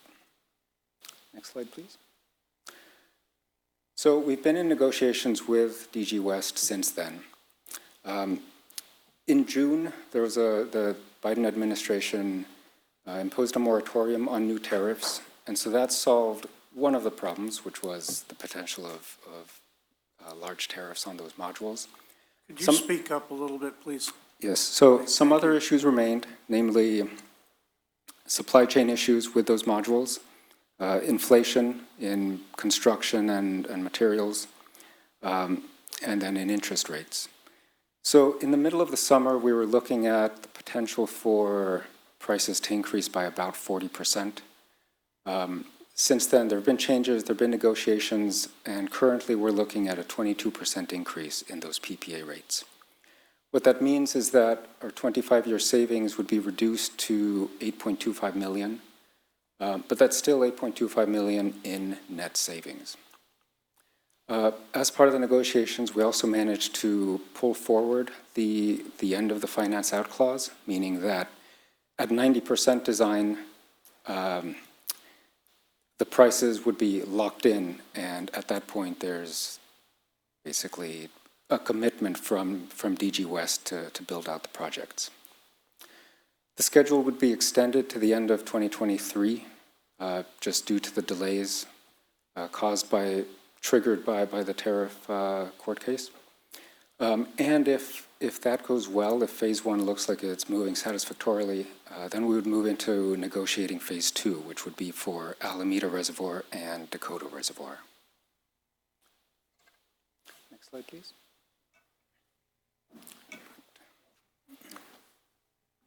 So I'm going to talk a bit about some of the market conditions and constraints on the project. Sounds like we've got some real financial expertise on the board. I think it's no surprise that the cost of money is getting expensive quickly. This goes into the cost of the project for the financing stack that the solar developer relies on to fund the project. So as interest rates continue to rise, that's upward pressure on that PPA price. Capital expenditures, I think you've probably seen this on most of your capital projects. We've seen double-digit inflation on building costs over the last couple of years. That's another big factor in this PPA increase. We do have the bullet there that this may be peaking, and I think a few different indices we've seen out there are kind of starting to level off, like steel. But again, that's crystal ball, but we've seen quite a bit of increase from the time we saw proposals back in 2020 to this point that we're at now, almost 2 years later, or actually 2 years later. I think it was September of 2020 we had our initial proposals in from these vendors. Next slide. So this slide's showing you the price of solar modules over the last several years. As you've seen, we kind of bottomed out in 2020. That was right around when we got our cost proposals in from the vendor. And since then, they've had a steady climb on the cost of the solar modules, one of the major components of their build cost. The other pieces being steel, other electrical, balance of system items, and then, of course, labor. So in the last couple of years since they did this project, there's been a steady increase on kind of all of their underlying costs, as well as their cost of capital. May I ask a quick question? Sure. Could this be due to the supply constraints that were triggered by the tariff dispute? And so we have high demand, short supply, prices are going up. But that may too also be leveling off as we get more product into the market. Correct. Yeah, I think there's a couple of macroeconomic things going on here. The tariff issue is a big one. There's a general slowdown in China. China's been a big developer of solar, and the slowing of their economy, I think, is actually freeing up some supply on solar modules. Some of the tariff hiccups, we're kind of getting over that hump, and we're starting to level off. But we're going to mention it in a second here, the Inflation Reduction Act has also kind of spurred a lot of growth in solar, and a lot of the industry is really booming in the U.S. as a result of the Inflation Reduction Act. So I think there's a few different market pressures where it's a little hard. I don't think many developers are going to take the risk that it's going to go down significantly out into the future. But I do think we may see a leveling. Do we see the same trends like in inverters? Yeah, inverters haven't had quite as dramatic of an impact on this. I think largely because they weren't subject to that tariff issue, the inverters. And more U.S. producers too. There's some U.S. producers. Yeah, it's still primarily Asian on the inverter production. Oh, okay, thank you. Next slide. So Inflation Reduction Act, signed back in August of this year. The big news on that was the investment tax credit. So that's what these third-party developers rely on for the tax credits. That was on its way down. It was 26% in this year. It was headed to 22%. The developer that you've contracted with safe harbored their modules at 30%. So they had locked in the 30% investment tax credit, and that was part of that rate you were getting.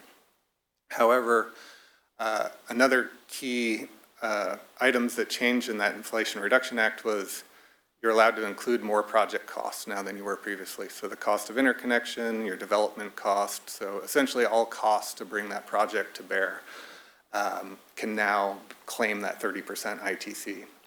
And that was part of our negotiations when they first threw that larger number at us back in the spring. And the IRA was signed back in August. We kind of leaned back on NextEra, and that was one of the main ways we were able to push back on that price and get that price lowered from their initial, what did you say, Carlos, 40? At one point, 40%. At one point, it was 40%. We're down to 22% increase. So this was one of the factors that we were able to negotiate that back down. Next slide.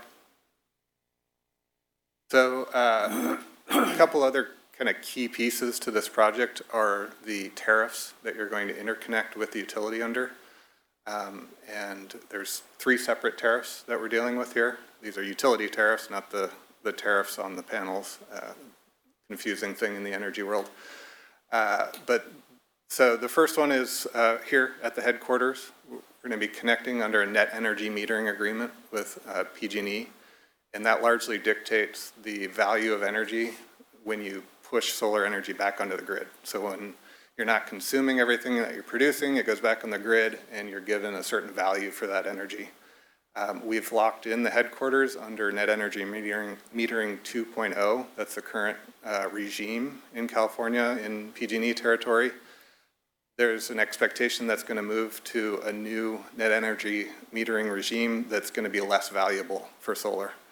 So we're locked in right now, and our recommendation would be to stay locked in on that tariff.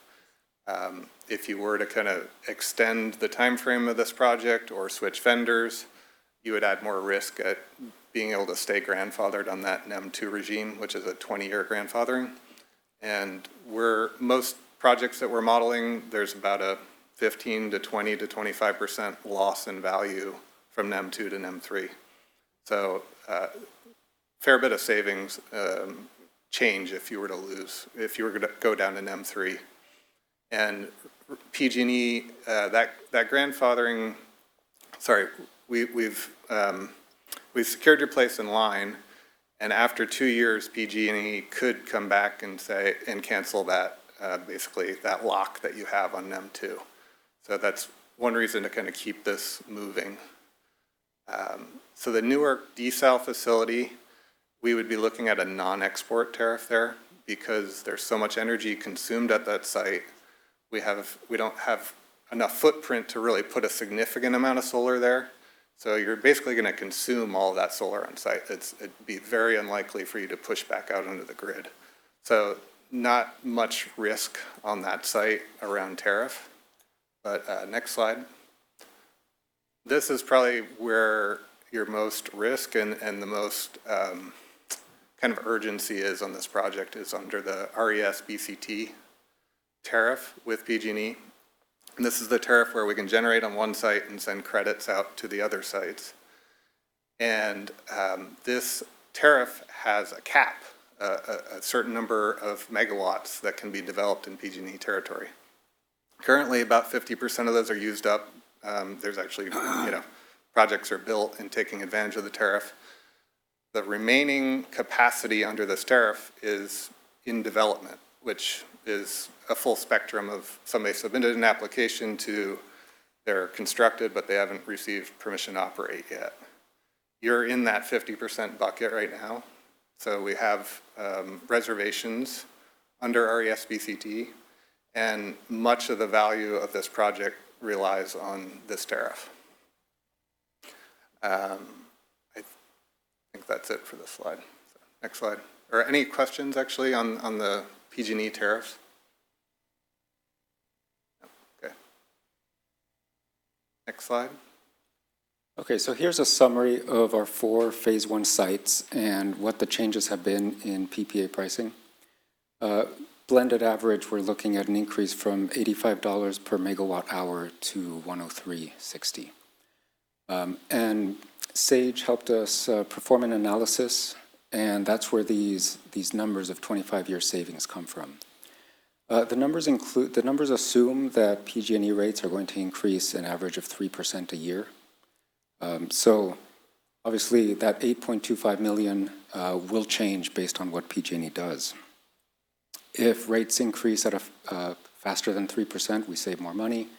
If they stay flat for 25 years, theoretically, we would still save about $3 million after that 25-year period. So there's very little risk of PG&E rates affecting us negatively. Next slide, please. So just to go over each of the phase 1 sites real quick, Whitfield Reservoir is by far the biggest, 70% of phase one. In terms of the site, you can see to the left, there's a kind of a rectangle, and that's the reservoir itself. It's underground, so above it, we would be building solar panels, and then we would be putting panels on the ground in the field adjacent to it. That site is currently open field, tall grass. It's not productive, and this is an opportunity to do something with it. As you can see, RES-BCT would allow us to build about 5 times more capacity than if we didn't have it. If we didn't, then we would be building just enough to feed the booster station on site. And like I said, that would be about 1/5 of the total number that we plan to build.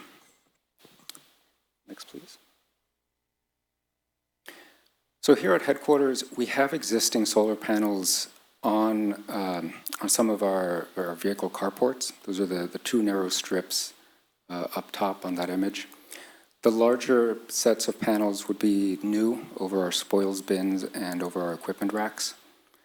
As we said, this would be power that we would use most of, but after hours and weekends, we would be pushing some of that off-site through NEM 2.0. Next slide. So at Mayhew, this is about 10% of phase one. It's 2/3 the size of the headquarters project. The savings are substantially less under the assumed 3% annual rate increase in PG&E prices. It's basically a more expensive site to build on. But if PG&E rate increases exceed 3%, then we have the potential for the savings to increase quite a bit more than what we're showing here. Nevertheless, it is a fairly sizable project in terms of energy and carbon offset. I believe it's about 2.5% of our power, at least. And like Whitfield, it's highly dependent on RES-BCT. May I ask a question? When you do your financial analysis on the net present value of the savings, are you factoring in rate increases from PG&E over time? Yes, 3% a year. And that's what we've seen in a long-term average, 40-year average. But in the recent couple of years, we've seen much more dramatic raises. Mm-hmm. But we're using a 3% for a long-term average. Mm-hmm. And does that take into account PG&E's proposal to underground their main power lines? No, I think we consider the 3% conservative. So if with all those costs, transmission distribution costs and other pressures on the utility, if their rates increase more than 3%, your savings will increase beyond what we've shown here. All right, so desal is interesting in that our power needs there greatly exceed what the roof size can provide. So here, this is essentially a system that takes advantage of the roof space that we do have.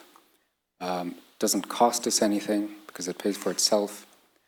And because of the non-export interconnection agreement, it's a fairly simple connection that allows us maximum flexibility for future alternative systems.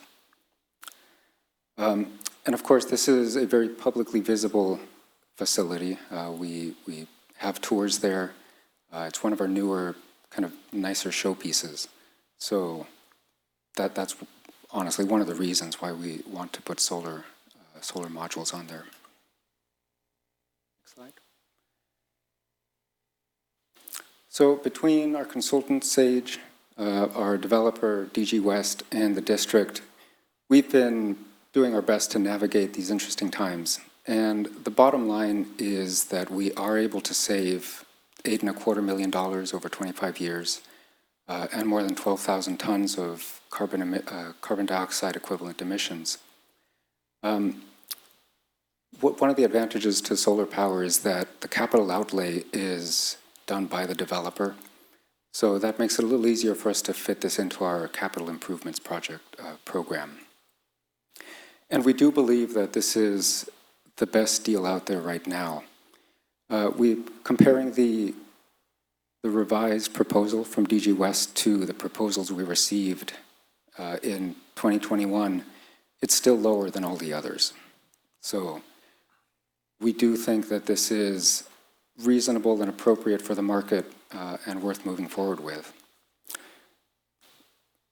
We are committed to being good stewards of the environment, and to that end, offsetting 25% of the district's use, energy use through RSBCT is something that we're very much looking forward to. And PG&E rates, we don't want to predict where they're going to go. We're not soothsayers, but by providing a reliable and steady pricing for this amount of energy, we think we make our financials just a little safer to deal with. Next slide, please. Now, our big question to our developer has obviously been, what can we do to prevent this from happening again? Who knows what's going to happen in geopolitics?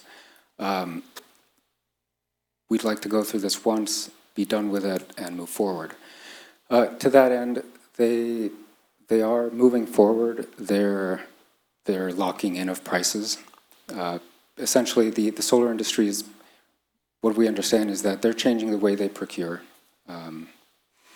And that's reflected in moving that finance out clause up to design stages.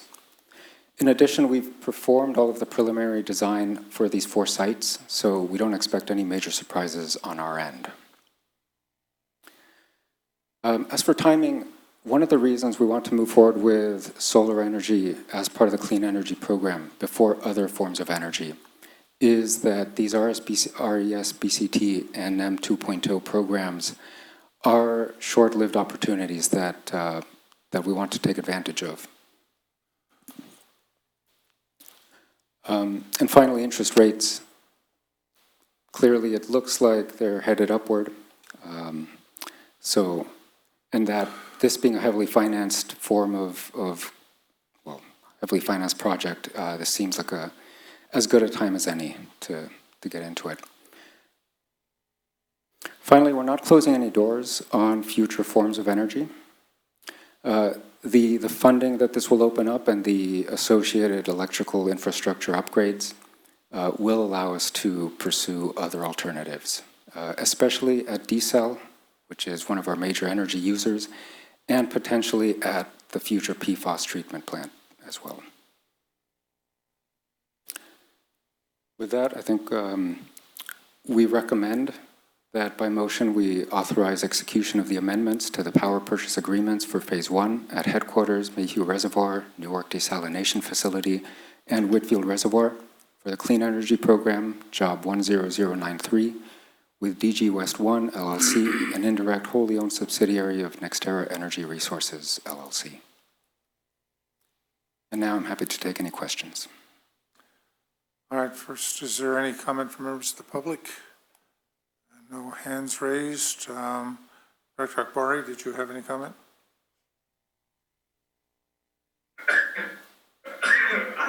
So this item has been coming to the committee, so I can't say that I'm surprised that the equation has changed on the cost-benefit analysis. I still think it pencils out for us, and so I'm still supportive of the program overall, and I appreciate staff's work to keep us updated. Thank you. Dr. Huang? Nothing from me. Sethy? Well, I was the one who first kicked off trying to have a clean energy program 4 years ago with a set of workshops, so I'm encouraged to see that we got back on track. A little disappointed that we had the tariffs issue because it really interrupted things right when interest rates were at rock bottom. So a little bit of missed timing there, but nevertheless some good savings here. I do want us to move forward expeditiously, as fast as we can, especially on the Whitfield portion of the project, because that's where we get the biggest payback. You know, if we can capture those energy programs from PG&E and et cetera.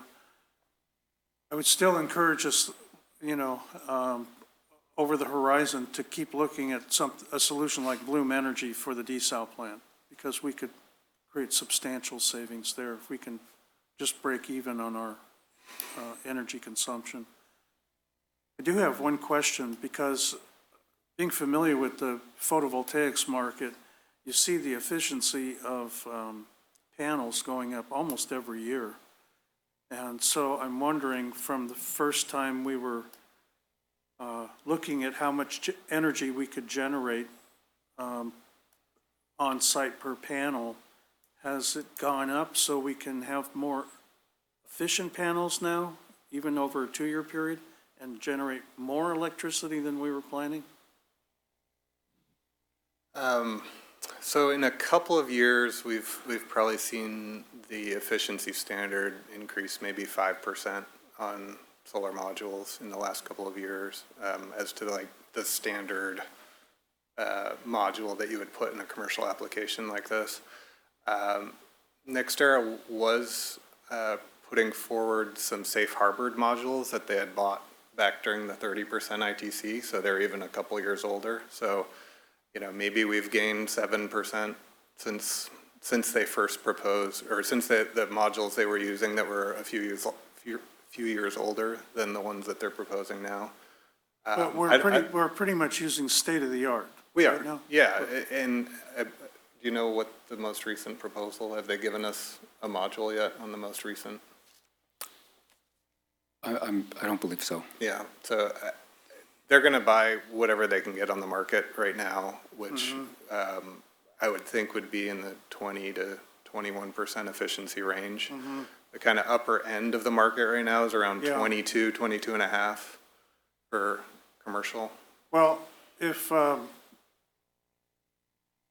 based on the CPI results today and where the Fed may go in further increasing interest rates, I think the great fear around the world is triggering a worldwide recession. And even the International Monetary Fund is warning about that, and World Bank. I am partial to agreeing that we probably will enter into a recession at some point. We're seeing the early indicators right now just in the Bay Area in terms of layoffs and high tech. I know from the venture capital side of things, everybody's being told no more hiring, freeze everything. It's not necessarily lay off people, but freeze. Wait until we see where things go. So if we do go into recession, I'm thinking ahead, I could foresee that the 50% of the projects that are out there that are in the cycle right now, some of those may be put on hold just for economic reasons. So it becomes even more incumbent upon us to move as fast as we can, because 75% of our benefit is tied up in that 50% of the projects that are out there. So the one question I would have for you is, if we assume we give the approval tonight, when would we see completion of, let's say, the Whitfield Reservoir, first of all? So we're still working on the schedule. We have an overall completion date of late 2023 for all of the sites, but Whitfield, as our priority, would come online a few months before the end of the year, I believe. Before the end of? 2023. Mm-hmm. When would we start the work? So we would start 60% design right away. No, I mean actual shovels to the ground out in the field. I think spring. That would be my guess. Is a project like this, from the time they break ground to the time you have an operational system, it's probably 6 months. Mm-hmm. I mean, the actual construction will go pretty quickly once it's moving, but all the commissioning and startup and that can drag on, and we've got some service upgrades to work on as well. And as far as the other projects go, would you be looking for completion out in 2024? Not for phase one. I think phase one, we expect to complete before the end of 2023. Okay, good. So let's move this thing forward. Okay. Go, baby, go. Now, my comments. Fundamental concern I've had with solar is we've yet to reach grid parity. The net is cheaper than solar. And the only way that makes solar potentially viable is some of the incentives and cost breaks, et cetera. The next, and we're looking at 25 years to try and determine where those subsidies and assurances are going to be. The more we can transfer it on to the developer for risk, the better off we are, and hopefully we've done that. The next is that there's no economic value to solar power for much of the day due to the duck curve. We've produced so much solar that for much of the time that we're producing it, there's no secondary market. We have to pay nearby states to take our power. It has negative value. So from a purely abstract point, solar doesn't work. It needs all these subsidies and other programs we put in for whatever reason they're being put in. We're looking at hopefully the regeneration of nuclear power, which blows all these numbers out of the table, off the table, and becomes a very inexpensive power. The tariff issue exists. It was a political decision to ignore the fact that that they're circumventing the law, manufacturing the panels in China and relabeling them in South Asian countries and then shipping them to us. But that hasn't gone away. That is the reality. We're choosing to ignore the law, a presidential edict.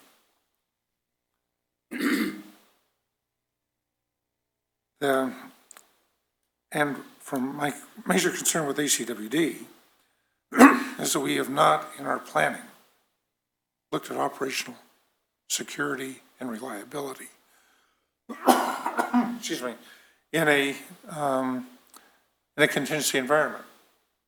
We need a 24/7 reliable power that when the grid goes down, we can continue to operate our facilities, particularly facilities such as the Newark desalination plant. Solar doesn't address that. When it came up last time, I asked about natural gas. The consultant said we had used a number of 14 cents per kilowatt hour. I had a call from Bloom that needs to be verified that they were, depending on the program, from 9 cents to 11 cents, would have made it very competitive with your solar programs. And that's 24/7 energy.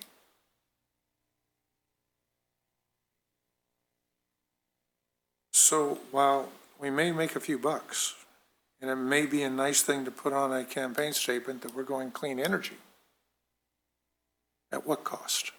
And what lost opportunity to develop that operational security that if we did have a contingency, we could continue to operate. We should be pricing in our batteries. Solar can work with batteries and you'll get 24/7 power. But those costs are not in these equations. So this is charging ahead, but I'm not prepared at this point I'll probably abstain on the issue because I think we need to do further evaluation. I'd like to respond just quickly because Director Weed and I have had these friendly debates going on for quite a while. But John is expressing one philosophical point of view. And the opposite side is where I come from as a citizen living in our community on planet Earth. And that is that, and I come from a business and economics background in college. So I look at the cost-benefit analysis a different way. That I, as a citizen, am willing to pay the higher cost of solar and wind versus natural gas and coal and other things because I want a cleaner planet. So as a society, I think we have come to terms with this, that as a society, we are willing to pay a higher cost for a cleaner world. So I'm a real proponent of continuing this clean energy program by looking at good battery technologies. I happen to be working with one of the startups right here in Fremont that is working on advanced battery technology right now. And so these solutions are coming down the pike. We know that they are. So that's why when I look at the net present value savings that we will have here, I view this as the conservative side of what our savings could potentially be once we put in proper battery technology. If we can put in Bloom Energy units over at the desal plant, we're taking the first steps toward what will probably be a multi-year effort at increasing the energy efficiency of the district. And by the way, we're in the water industry too, and hydro is very efficient, you know. So, and we're running our TP2, you know, essentially on hydropower that we self-generate. So that's another nice feature in our system. Thank you. And thank you. Any other comments? Members of the board, I see no hands up. So do we have a motion? I'll make the motion. I'll second. I'll give it to Director Akbari. Director Akbari made the second Yeah. to approve the staff recommendation. It's always best to say what the motion is for. And Thank you for seconding for me. roll call, please. Director Sethy, Aye. Akbari, Aye. Gunther, Huang, Aye. and Weed. Abstain. Thank you. Thank you. Thank you. All right. Wow, Next, it's move been a on. while since we've had a 3-0-1 That's an odd one. Yeah, I mean, just, but it feels good. May not make economic sense, but boy, it feels good. Tell that to you, to the ratepayers. Let's see. I'm sure they will agree with me. Yeah, they may. The 5.7, authorization to execute amendments. This is actually Oh, 5.8 now. I'm sorry, let me skip that. 5.8 is an authorization to implement certain COVID-19 related temporary employee benefits provided by Assembly Bill 152 with certain district-provided enhancements. That's right, and this item will be handled by our Director of Finance and Administration, John Wunderlich. Great, thank you, Mr. Stevenson. So this item essentially continues, or what's being proposed here is to continue the same policies have been approved for prior versions of supplemental paid sick leave benefits. And so I'll just run through the summary here. AB 152 was a budget trailer bill which took effect last month. And what that did is it extended the provisions of SB 114, which were due to sunset at the end of September. And so all it does is extend those benefits. It didn't add any new benefits. And so those benefits provided under SB 114 included 80 hours of supplemental paid sick leave for COVID-related needs. And that was 40 hours that was more flexible related to COVID issues, and then 40 hours that required proof of a positive COVID test, either for the employee or a family member they were caring for. And so instead of those 80 hours expiring September 30th, they've now been extended until December 31st.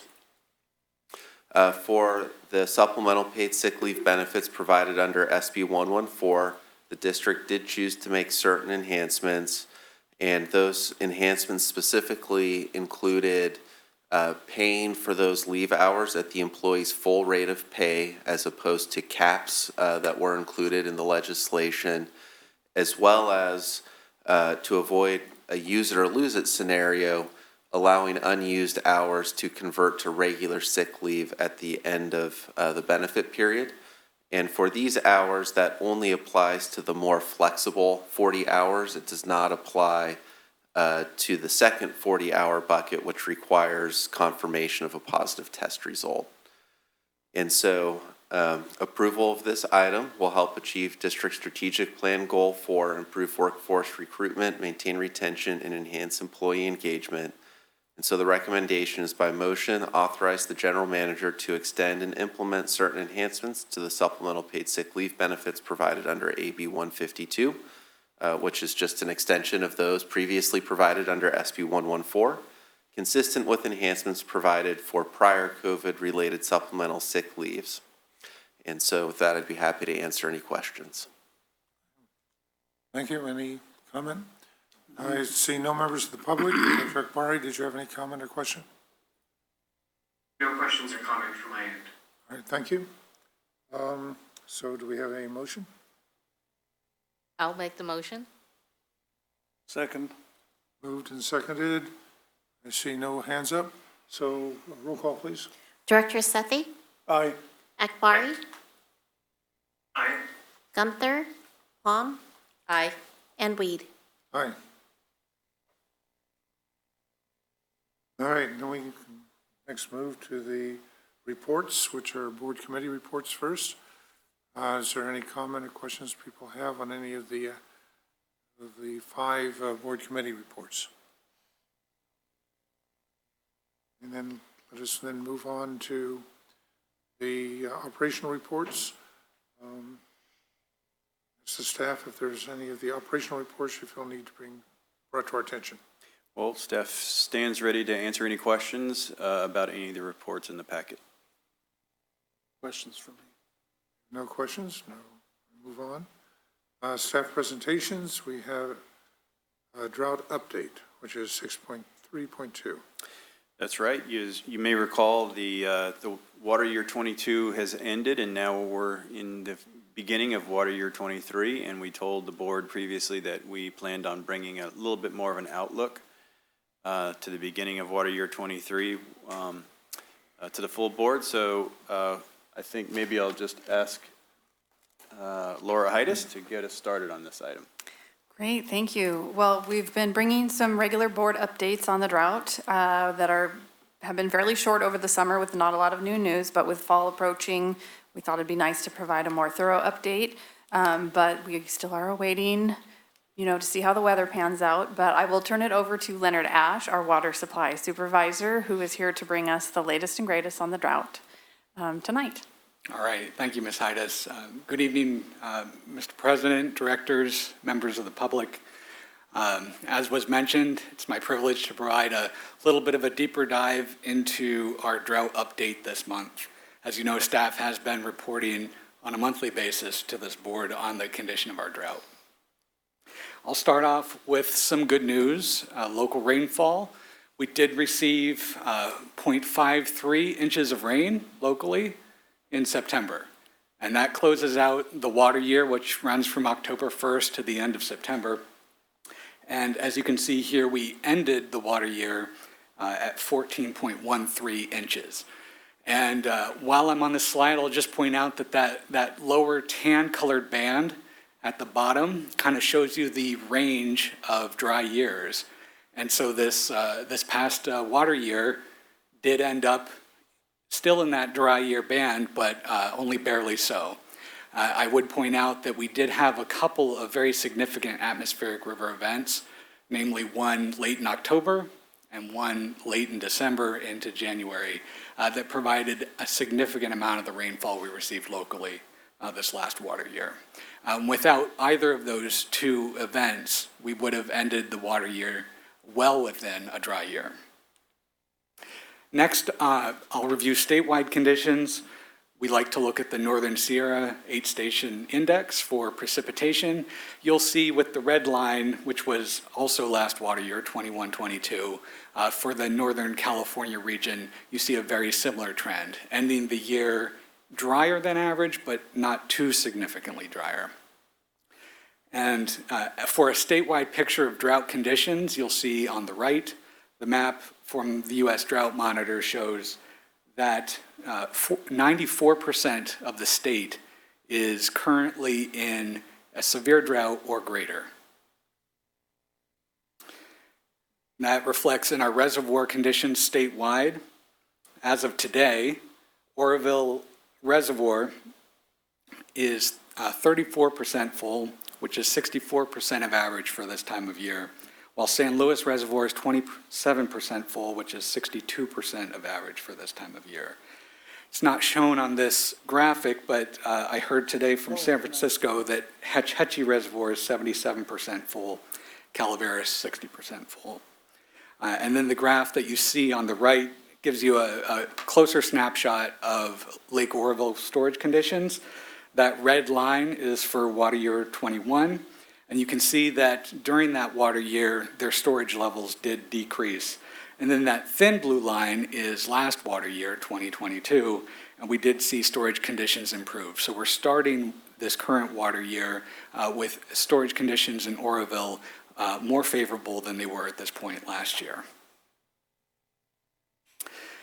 For our water supply updates, you've been seeing this slide for several months now. There really are no real changes to this graph, but it's just a snapshot of where we currently stand with our water supply portfolio. And we continue to manage our local supplies judiciously. For demand tracking, another array of very good news on this slide. You can see the customers' 2020 demands are in orange, 2021 demands are in red, and the dashed purple line is our conservation targets under our current drought declaration. And you can see with the blue line that our customers have responded. And for those very high demand summer months, our customers have been able to reduce their demands to the target levels that we were asking for through the demand reduction actions that we've identified. So that's really to the credit of our customers and their ability to receive that messaging and implement it in their daily practice. So we're very pleased to show that for especially those high summer months that we are right on target where we need to be. We did have a bit of a slower start to the year, and as you recall, we had some very dry months early in the calendar year. So it did take a little while to get up to where we wanted to be as far as the water use reductions from our customers, and we hope that those actions do persist as we finish out the calendar year. I'll make a quick note that at 40 MGD maximum production requirements, we will be able to reduce our operations and our requirements and need for the groundwater reservoir. We have about 90 MGD capacity, as I recall, and we're running at well less than half of our capacity. With this next slide, I do want to highlight our water use efficiency activity from our water use efficiency staff. We continue to see that customer interactions do remain very robust, with continued strength in the sectors of receiving water waste reports, as well as fielding calls and emails to our hotline. So that continues to indicate that our customers remain very engaged in ensuring that the community continues to support those demand reduction actions. As for our public affairs staff and the efforts for public outreach, I do want to highlight a mix of both district staffed events as well as district supported events. And so you see from the photo here from the Newark Days Parade and the Information Fair in September, where we had quite a significant district presence, and then the district supported event for the Science in the Park earlier this month. And then for some upcoming events that the district will participate in directly are the landscape workshops, as well as the Union City Family Center Resource Fair. And district-supported events include the City of Fremont Public Safety Fair on October 8th, and continued distribution of materials and other consumables that our customers can pick up at these various public events. And then as for messaging, we continue to stress, especially now that we've entered into October, we have a reduction now in the number of irrigation days that are permitted every week, down to 1 day a week. And so we've been distributing that message both on our website as well as advertisements in the Tri-City Voice, and then also on radio announcements. Now, I do want to look ahead because we are entering a new water year and we want to see what things are looking like. The precipitation outlook right now, based on the current modeling and as far as we can project with some accuracy or some level of confidence, we do expect that we will have a third La Nina year as we head into winter. So 91% chance of La Nina conditions persisting from September to November. As of today, the National Weather Service is reporting 75% likelihood that La Nina conditions will persist from December through February, and then reducing to a 54% chance that conditions will turn more neutral somewhere in the February to April range. And so you may have heard in the news media, and our state climatologist likes to refer to this as the triple dip. That sounds great if you're at an ice cream parlor, but for water supply, that's not as welcoming. So third La Nina year, we've only had 2 prior incidences of this since meteorologists have been tracking this in the 50s. We had one in the 70s and one in the late 90s into early 2001. And those last 2 instances, that third La Nina year has typically been dry. Now, we like to stress that La Nina years are not necessarily dry, and that's that second bullet point that we like to emphasize, that La Nina years are mostly known for their variability. And that'll typically depend on the timing and magnitude of atmospheric river events for us. And so if you look at the map that's on the right, you can see for the seasonal precipitation outlook, this is October through December, they expect that a greater increase for above normal precipitation, an increased probability of that for the Pacific Northwest. And then if you look towards the southwest of the U.S., Southern California, Arizona area, you start to see increased probabilities for below normal precipitation. So you can kind of see those 2 extremes, and our water supply is reliant on something that's right in the middle. So we're fortunately still in that coin toss. It could be wet, it could be dry, we just don't know yet. So please stay tuned. And then how that affects our water supply and planning efforts, it's our business to be pessimistic. And so when we look at our water supply portfolio and try to anticipate for a 50-50 chance what might happen, of course, we're going to plan for the worst. So our water supply assumptions for the coming calendar year, we're looking at state water project, at least initially having a very low, potentially a 0, Table A allocation. So that's an allocation of new water supplies in addition to the district's state water project supplies that we already have in storage. However, we continue to receive assurances from the Department of Water Resources that they intend to provide deliveries to the district of those waters we do have stored. So we do expect to utilize stored water and receive deliveries thanks to our semi-tropic banking, as well as the supplies we have in storage at San Luis Reservoir and carryover. Director Weed? The San Francisco PUC, they remove the minimum purchase requirement.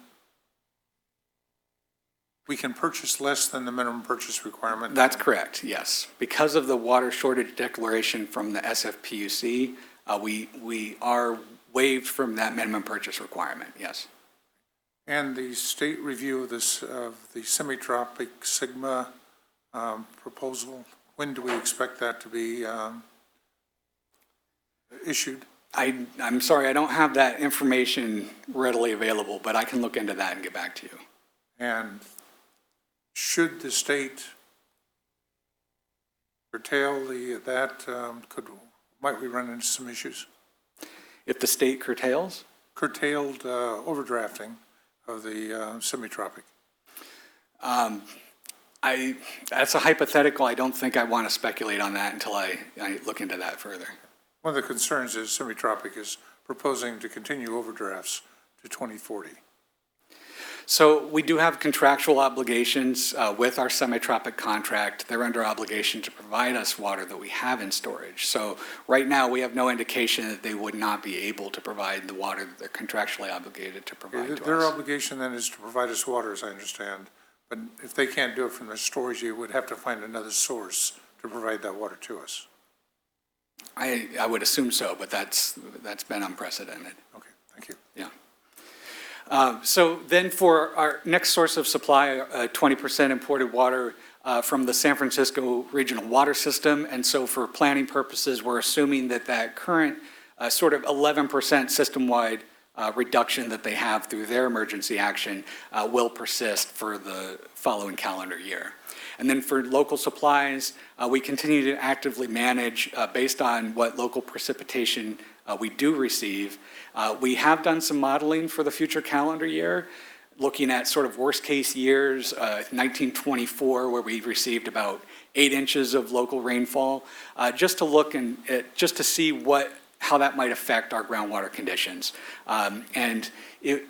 Because of our healthy state water project storage and the water that we have pre-staged at San Luis Reservoir, bringing in about 5,000 acre-feet to augment our groundwater recharge, we expect only a modest decrease in our groundwater levels at the end of the calendar year if it were significantly dry in 2023. And so that just highlights the groundwater benefits from having that diverse water supply portfolio. Over the last Christmas season, or week, EWR was able to operate Del Val at 18,000 acre-feet above the projected curves that the Corps of Engineers had put in. How do we stand on being able to lock up that 18,000 acre-feet that we could split with Zone 7 into our water resource planning? Yes, so last year, the Department of Water Resources, which manages Lake Del Val, did seek and did receive a minor deviation request from the Army Corps of Engineers. So that allowed them to basically store water supply storage in the flood control storage portion of the reservoir. And so they chose to exercise some of that, but not the entire volume of that minor deviation, because it had the potential to affect some facilities, as well as just the timing and magnitude of the atmospheric river events that we did receive last year. So the Department of Water Resources is again this year requesting that minor deviation. I don't have word that that's been granted yet, but we would expect that we would support DWR in pursuing that with the Army Corps again this year. I would note that that 18,000 acre-feet, the 9,000 acre-feet of ACWD would benefit from is equal to the amount of water we would get from storage from Los Vaqueros, LV3, should it ever be built. So the storage that we might potentially benefit, whatever volume that would be, obviously is dependent on local precipitation and DWR operations at the time. So it is highly variable. Yeah. Okay. Thank you. I'll proceed to the next slide, and just talked about supply.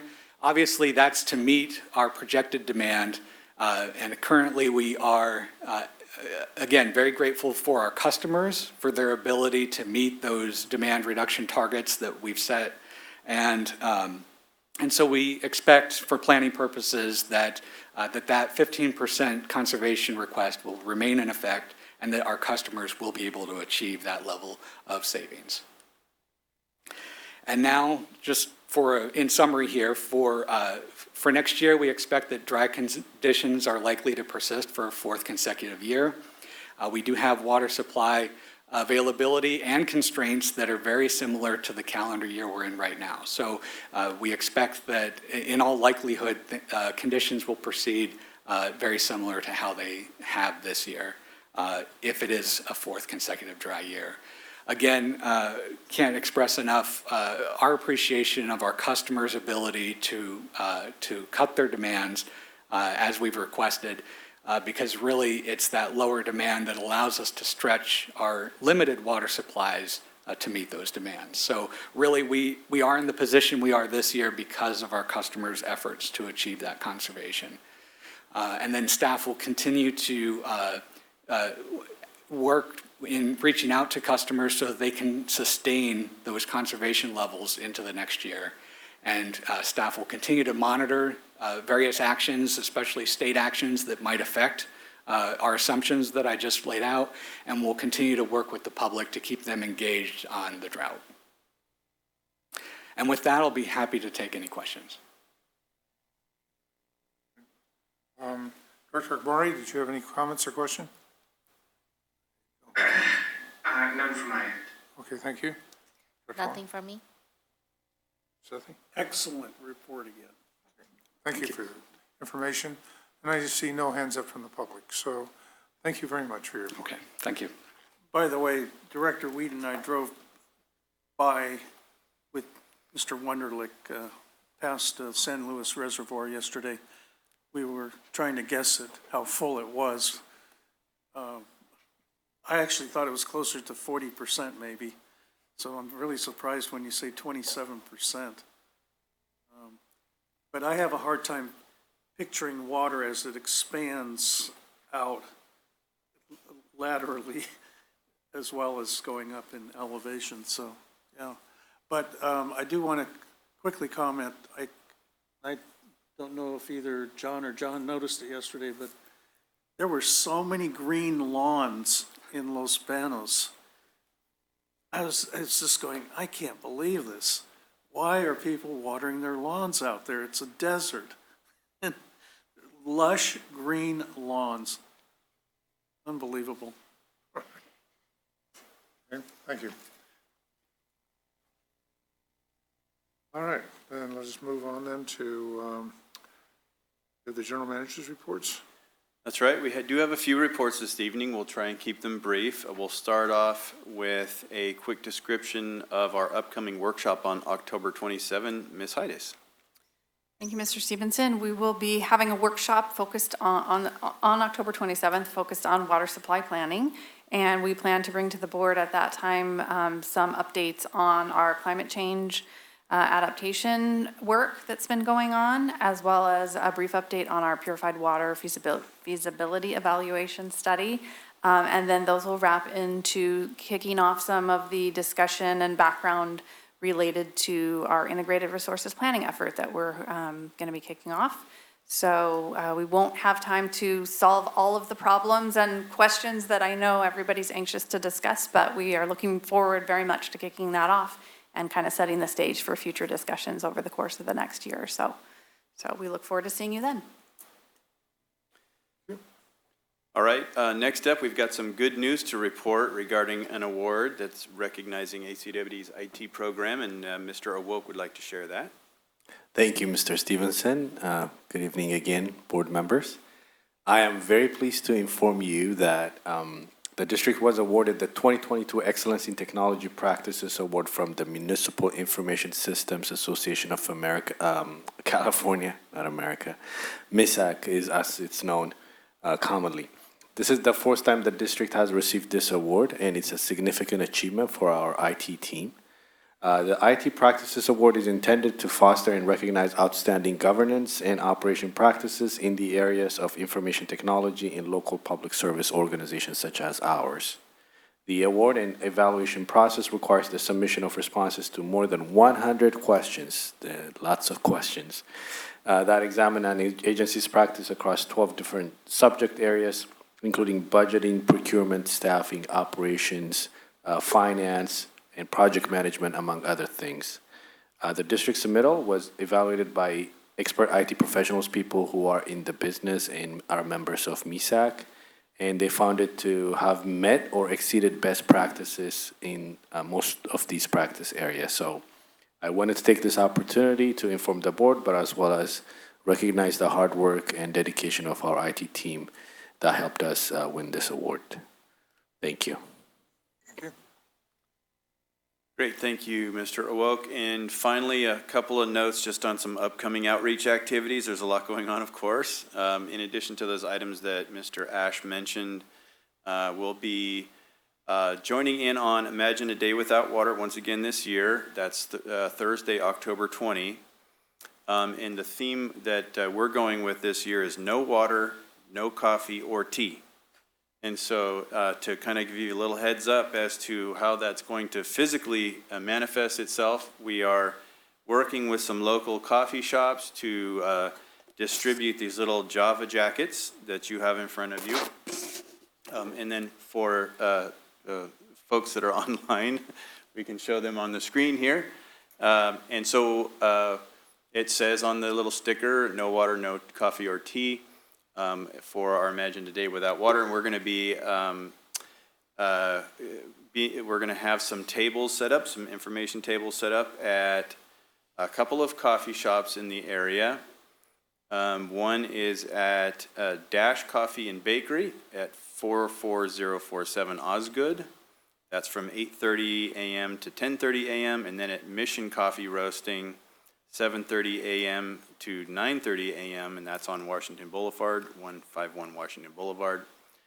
So we're looking forward to engaging with our community and sharing a little bit more information about ACWD's programs as part of this, this effort. What are the dates on those? That's October 20. You can Thursday take the the coffee 20th. shop near to your home, and I'll take the one near to mine. Be happy to have you out there, sipping on some coffee and engaging with our customers. Definitely. Yeah. Okay, thank you. Okay, Union City Family Celebration and Resource Fair is happening on Friday, October 14, tomorrow. That's from 3:30 to 5:30. That's at the family, that's a Union City Resource Center. From 3:30 to 5:30 p.m. We'll be out there. We expect around 500 families to participate in that, so it's a good outreach event and an opportunity for us again to engage with more of our customers. That's at 725 Whipple Avenue in Union City. And then finally, next week, I've been asked to participate in a joint webinar related to the drought, jointly hosted by Aqua, KUA, CMUA, CWA, and the state's Save Our Water campaign. This will be Wednesday next week, October 19 at 3 p.m. My own message as a member of the panel is going to focus on those outreach efforts that we've seen provides a good deal of result for low cost in terms of helping our customers be informed of the drought, the seriousness of the drought, and helping them understand what measures they can take that really did result in significant water savings. And again, as Mr. Ash points out, our customers have done a really, really great job. You know, once they understood what was needed and how to do it, they really, really did a fantastic job. And which is a huge part of why we're doing as well as we are in these really, really tough times from a water supply standpoint. So that's, again, that'll be next week. You may have already received an email notice from Aqua, but I plan to shoot you an email too separately, so in case you want to participate, you're more than welcome to do that. And that completes our GM reports. Thank you. And let us then go to director's comments. Director Akbari, did you have any comments? No comments from my end. Okay. Director Huang? Nothing for me. Now we go to reports. First one is the Continuing Legal Education Virtual Workshop of the California Water Agencies on Voting Rights in California. Yeah, so here it's reporting that both you and I took this course. I have signed. Okay. Of course, I only took the course. So we'll have to correct that. And- Thank you for and- pointing that out. Yeah, and I already reported on that at the last workshop that we had. So I Actually don't need paid for it, and I don't have need that. to speak to it. The opportunity to see it on. No, I'll talk later about 7.3. Okay. 7.2 is they attended a Joint Powers Insurance Authority Executive Board meeting in Roseville. It was interesting to see how their operation, how they are handling things. I did have an opportunity to discuss PFAS issues with some of the staff, members of the executive board, and I note that about a week later, it appeared that JPIA has lowered the insured limits for PFAS and PFAS, the added PFAS to PFAS, and I'm told from $29.5 million to $10 million. The outstanding question I have, is there any ability to get supplemental insurance, difference in coverage, as they have with seismic? And to date, no one has been able to identify anyone that's willing to insure for the for PFAS.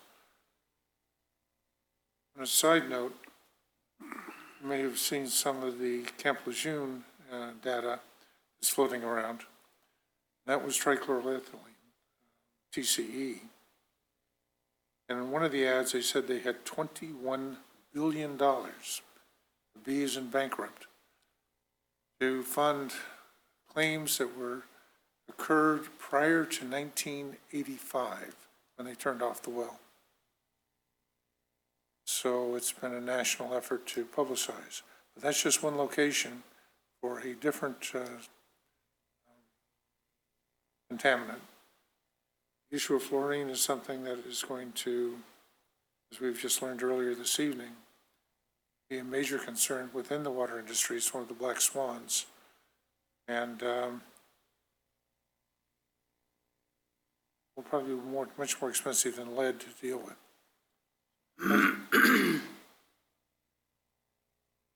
So on item 7.3, I'm a little biased in my report because I was one of the architects of putting this program together. But we were sold out Thursday and Friday. We had about 60 people, including Aqua staff, attend. Quite a few people from the San Joaquin Valley hopped over the hill to see what's going on in the Salinas Valley. And I thought we had two great tours on our field trip on Thursday. And I would just like to speak to one item where we were able to invite the Monterey County Agricultural Commissioner, the top guy for the entire county, to speak to us on Friday morning for about an hour. And it was very informative. Everything that he was talking about in terms of the agricultural production and use of water throughout the entire Salinas Valley, the 600,000 acre feet of water that they store up in Lake San Antonio and Lake Nacimiento. And they use about 200,000 acre feet a year of that 600,000 for the entire amount of crops in the Salinas Valley. And they're doing all sorts of water conservation measures around there. I did notice, and I commented to a number of people that on my recent trips down in Monterey, I've seen a lot of the artichoke fields being taken out and Brussels sprouts being put in. And he confirmed my suspicion because artichokes have now dropped off the 10 top crops in Salinas Valley. And Brussels sprouts is now number 10 on the list and is a $100 million a year crop. And when I was a kid, nobody wanted to eat Brussels sprouts. Now every restaurant has to have Brussels sprouts on the menu. And there's a craze going on across the country. So they shift their crops based on what is the highest value crop. And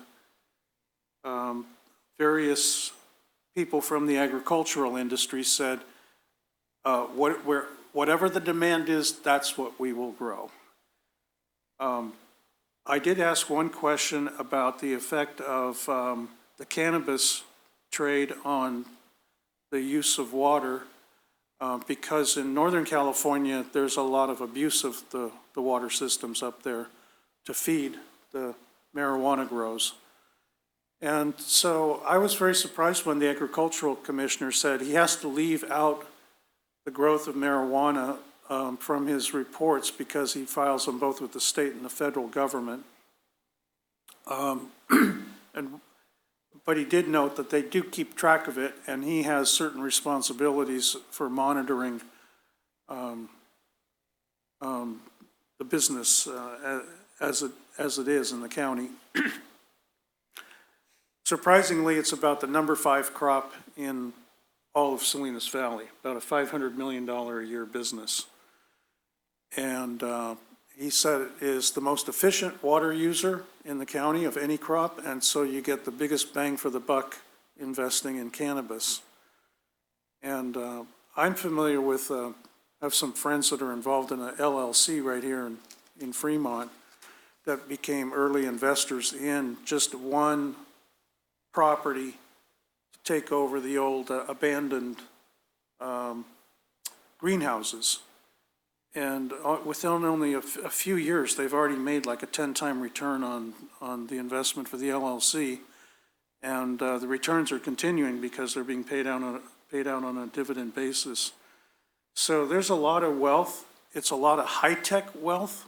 When I talked to the commissioner offsides, a lot of high-tech wealth going into the investment in this certain industry sector in the valley.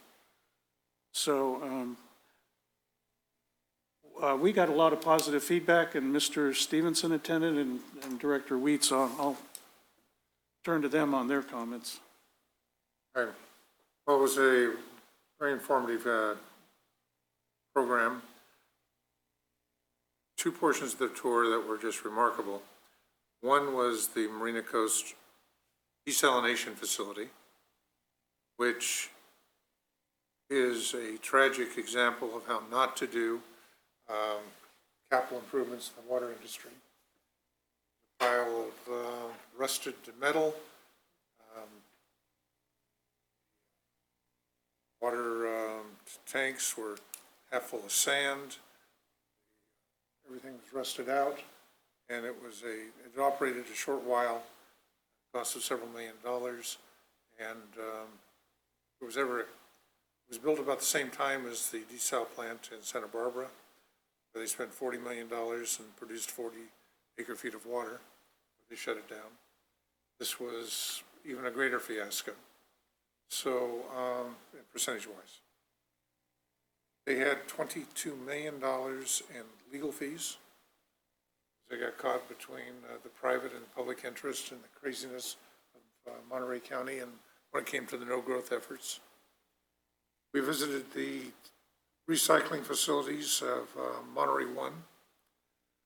They have a 12 MGD recycling facility, 19% plus 19% of the water, which is the brine, to be released into the marine sanctuary, which they acknowledge their high concentrations of PFAS and have no solution once should the PFAS be declared a hazardous waste.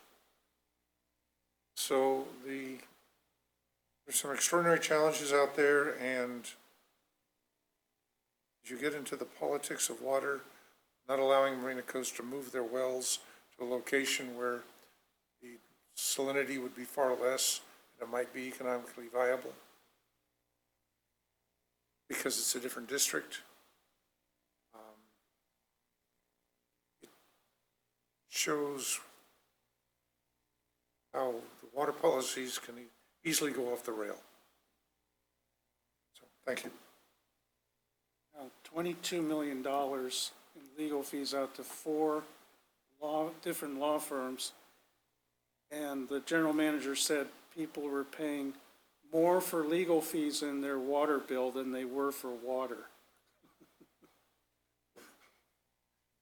I know that GM comments on meetings attended is not on the agenda, so I'll keep my remarks really, really short, but I will say that attending that meeting, having those discussions, and seeing those facilities and understanding the context in which they operate makes me really, really grateful for the investments our customers have made in proactive maintenance and alternate and a diverse portfolio of supplies. and the work that this agency did early in its existence on solidifying its sources of supply for the long, long term. And that is something that we can take for granted here and that doesn't exist everywhere. Okay, well, thank you. Could I give one more report? You may, sure, and then we'll adjourn. So we had the Los Vaqueros Reservoir regular monthly board meeting yesterday. And for the first time, we met in person at the Grasslands Water District down north of Los Banos. And Mr. Wunderlich attended as my alternate, and President Weed attended as an observer to the meeting. It was the very first time that we had an in-person meeting of this JPA. So although we all kind of know each other from around the industry, it was really nice to have an actual board meeting in person. And after the board meeting was done, we had a nice lunch, short lunch, and then we went out for a field trip to 4 different sites to see where the benefits, on the benefit side of building Los Vaqueros Reservoir, Grasslands is one of the primary beneficiaries of water that will transit its way through the Delta. And so we got to see all of these wetlands and how they're trying to restore them and operate them, and the educational resources that they have available out there, and all of the hunting activities. And I think everybody thoroughly enjoyed the set of field trips. Having been there twice before, these are really precious wetlands with tons of wildlife. But I've been there twice before, once with the Water Education Foundation, and then I went with a friend in the wintertime. I think it was late January, early February. And if anybody goes at that time of the year, you're in for a delightful time. Yesterday, we were dealing with 1 million mosquitoes and bugs. But in the wintertime, especially, as soon as it freezes, the bugs disappear. And you can go out there and spend an entire day just really enjoying all of the wildlife on the Pacific Flyway. Tons of different kinds of different birds, raptors, river otters, turtles, real elk and antelope and deer. And you rarely get to see wild elk anymore in California, and those are some wonderful animals. You see all kinds of other things out there as well, and I highly recommend it. If you ever get a chance to spend a day, go out to the educational center out there at the wetlands and enjoy a day. So as part of the report, I would like to request that at least by the end of the year, in the next quarter, we have a report for the board and staff on where we are on LVE. We're making really good progress, and I think just showing the schedule of where things are would be very helpful to everybody. I know I said it would be an adjournment, but I did note that the Water Supply Exploratory Committee of Valley Water met today. Really short agenda, but in that staff report, it was noted that the cost of LVE has increased 30% to $1.25 billion, which I have not seen reflected in our own pro forma, what we've put in our CIP. So that may go from 100 million to 130 million. Thank you. All right. Great. Any other items for the board? Great. Okay. We are now adjourned. Okay, thank you. 9:27. Thank you, everyone. Thank you. Thank you. Good night, Aziz. Recording stopped.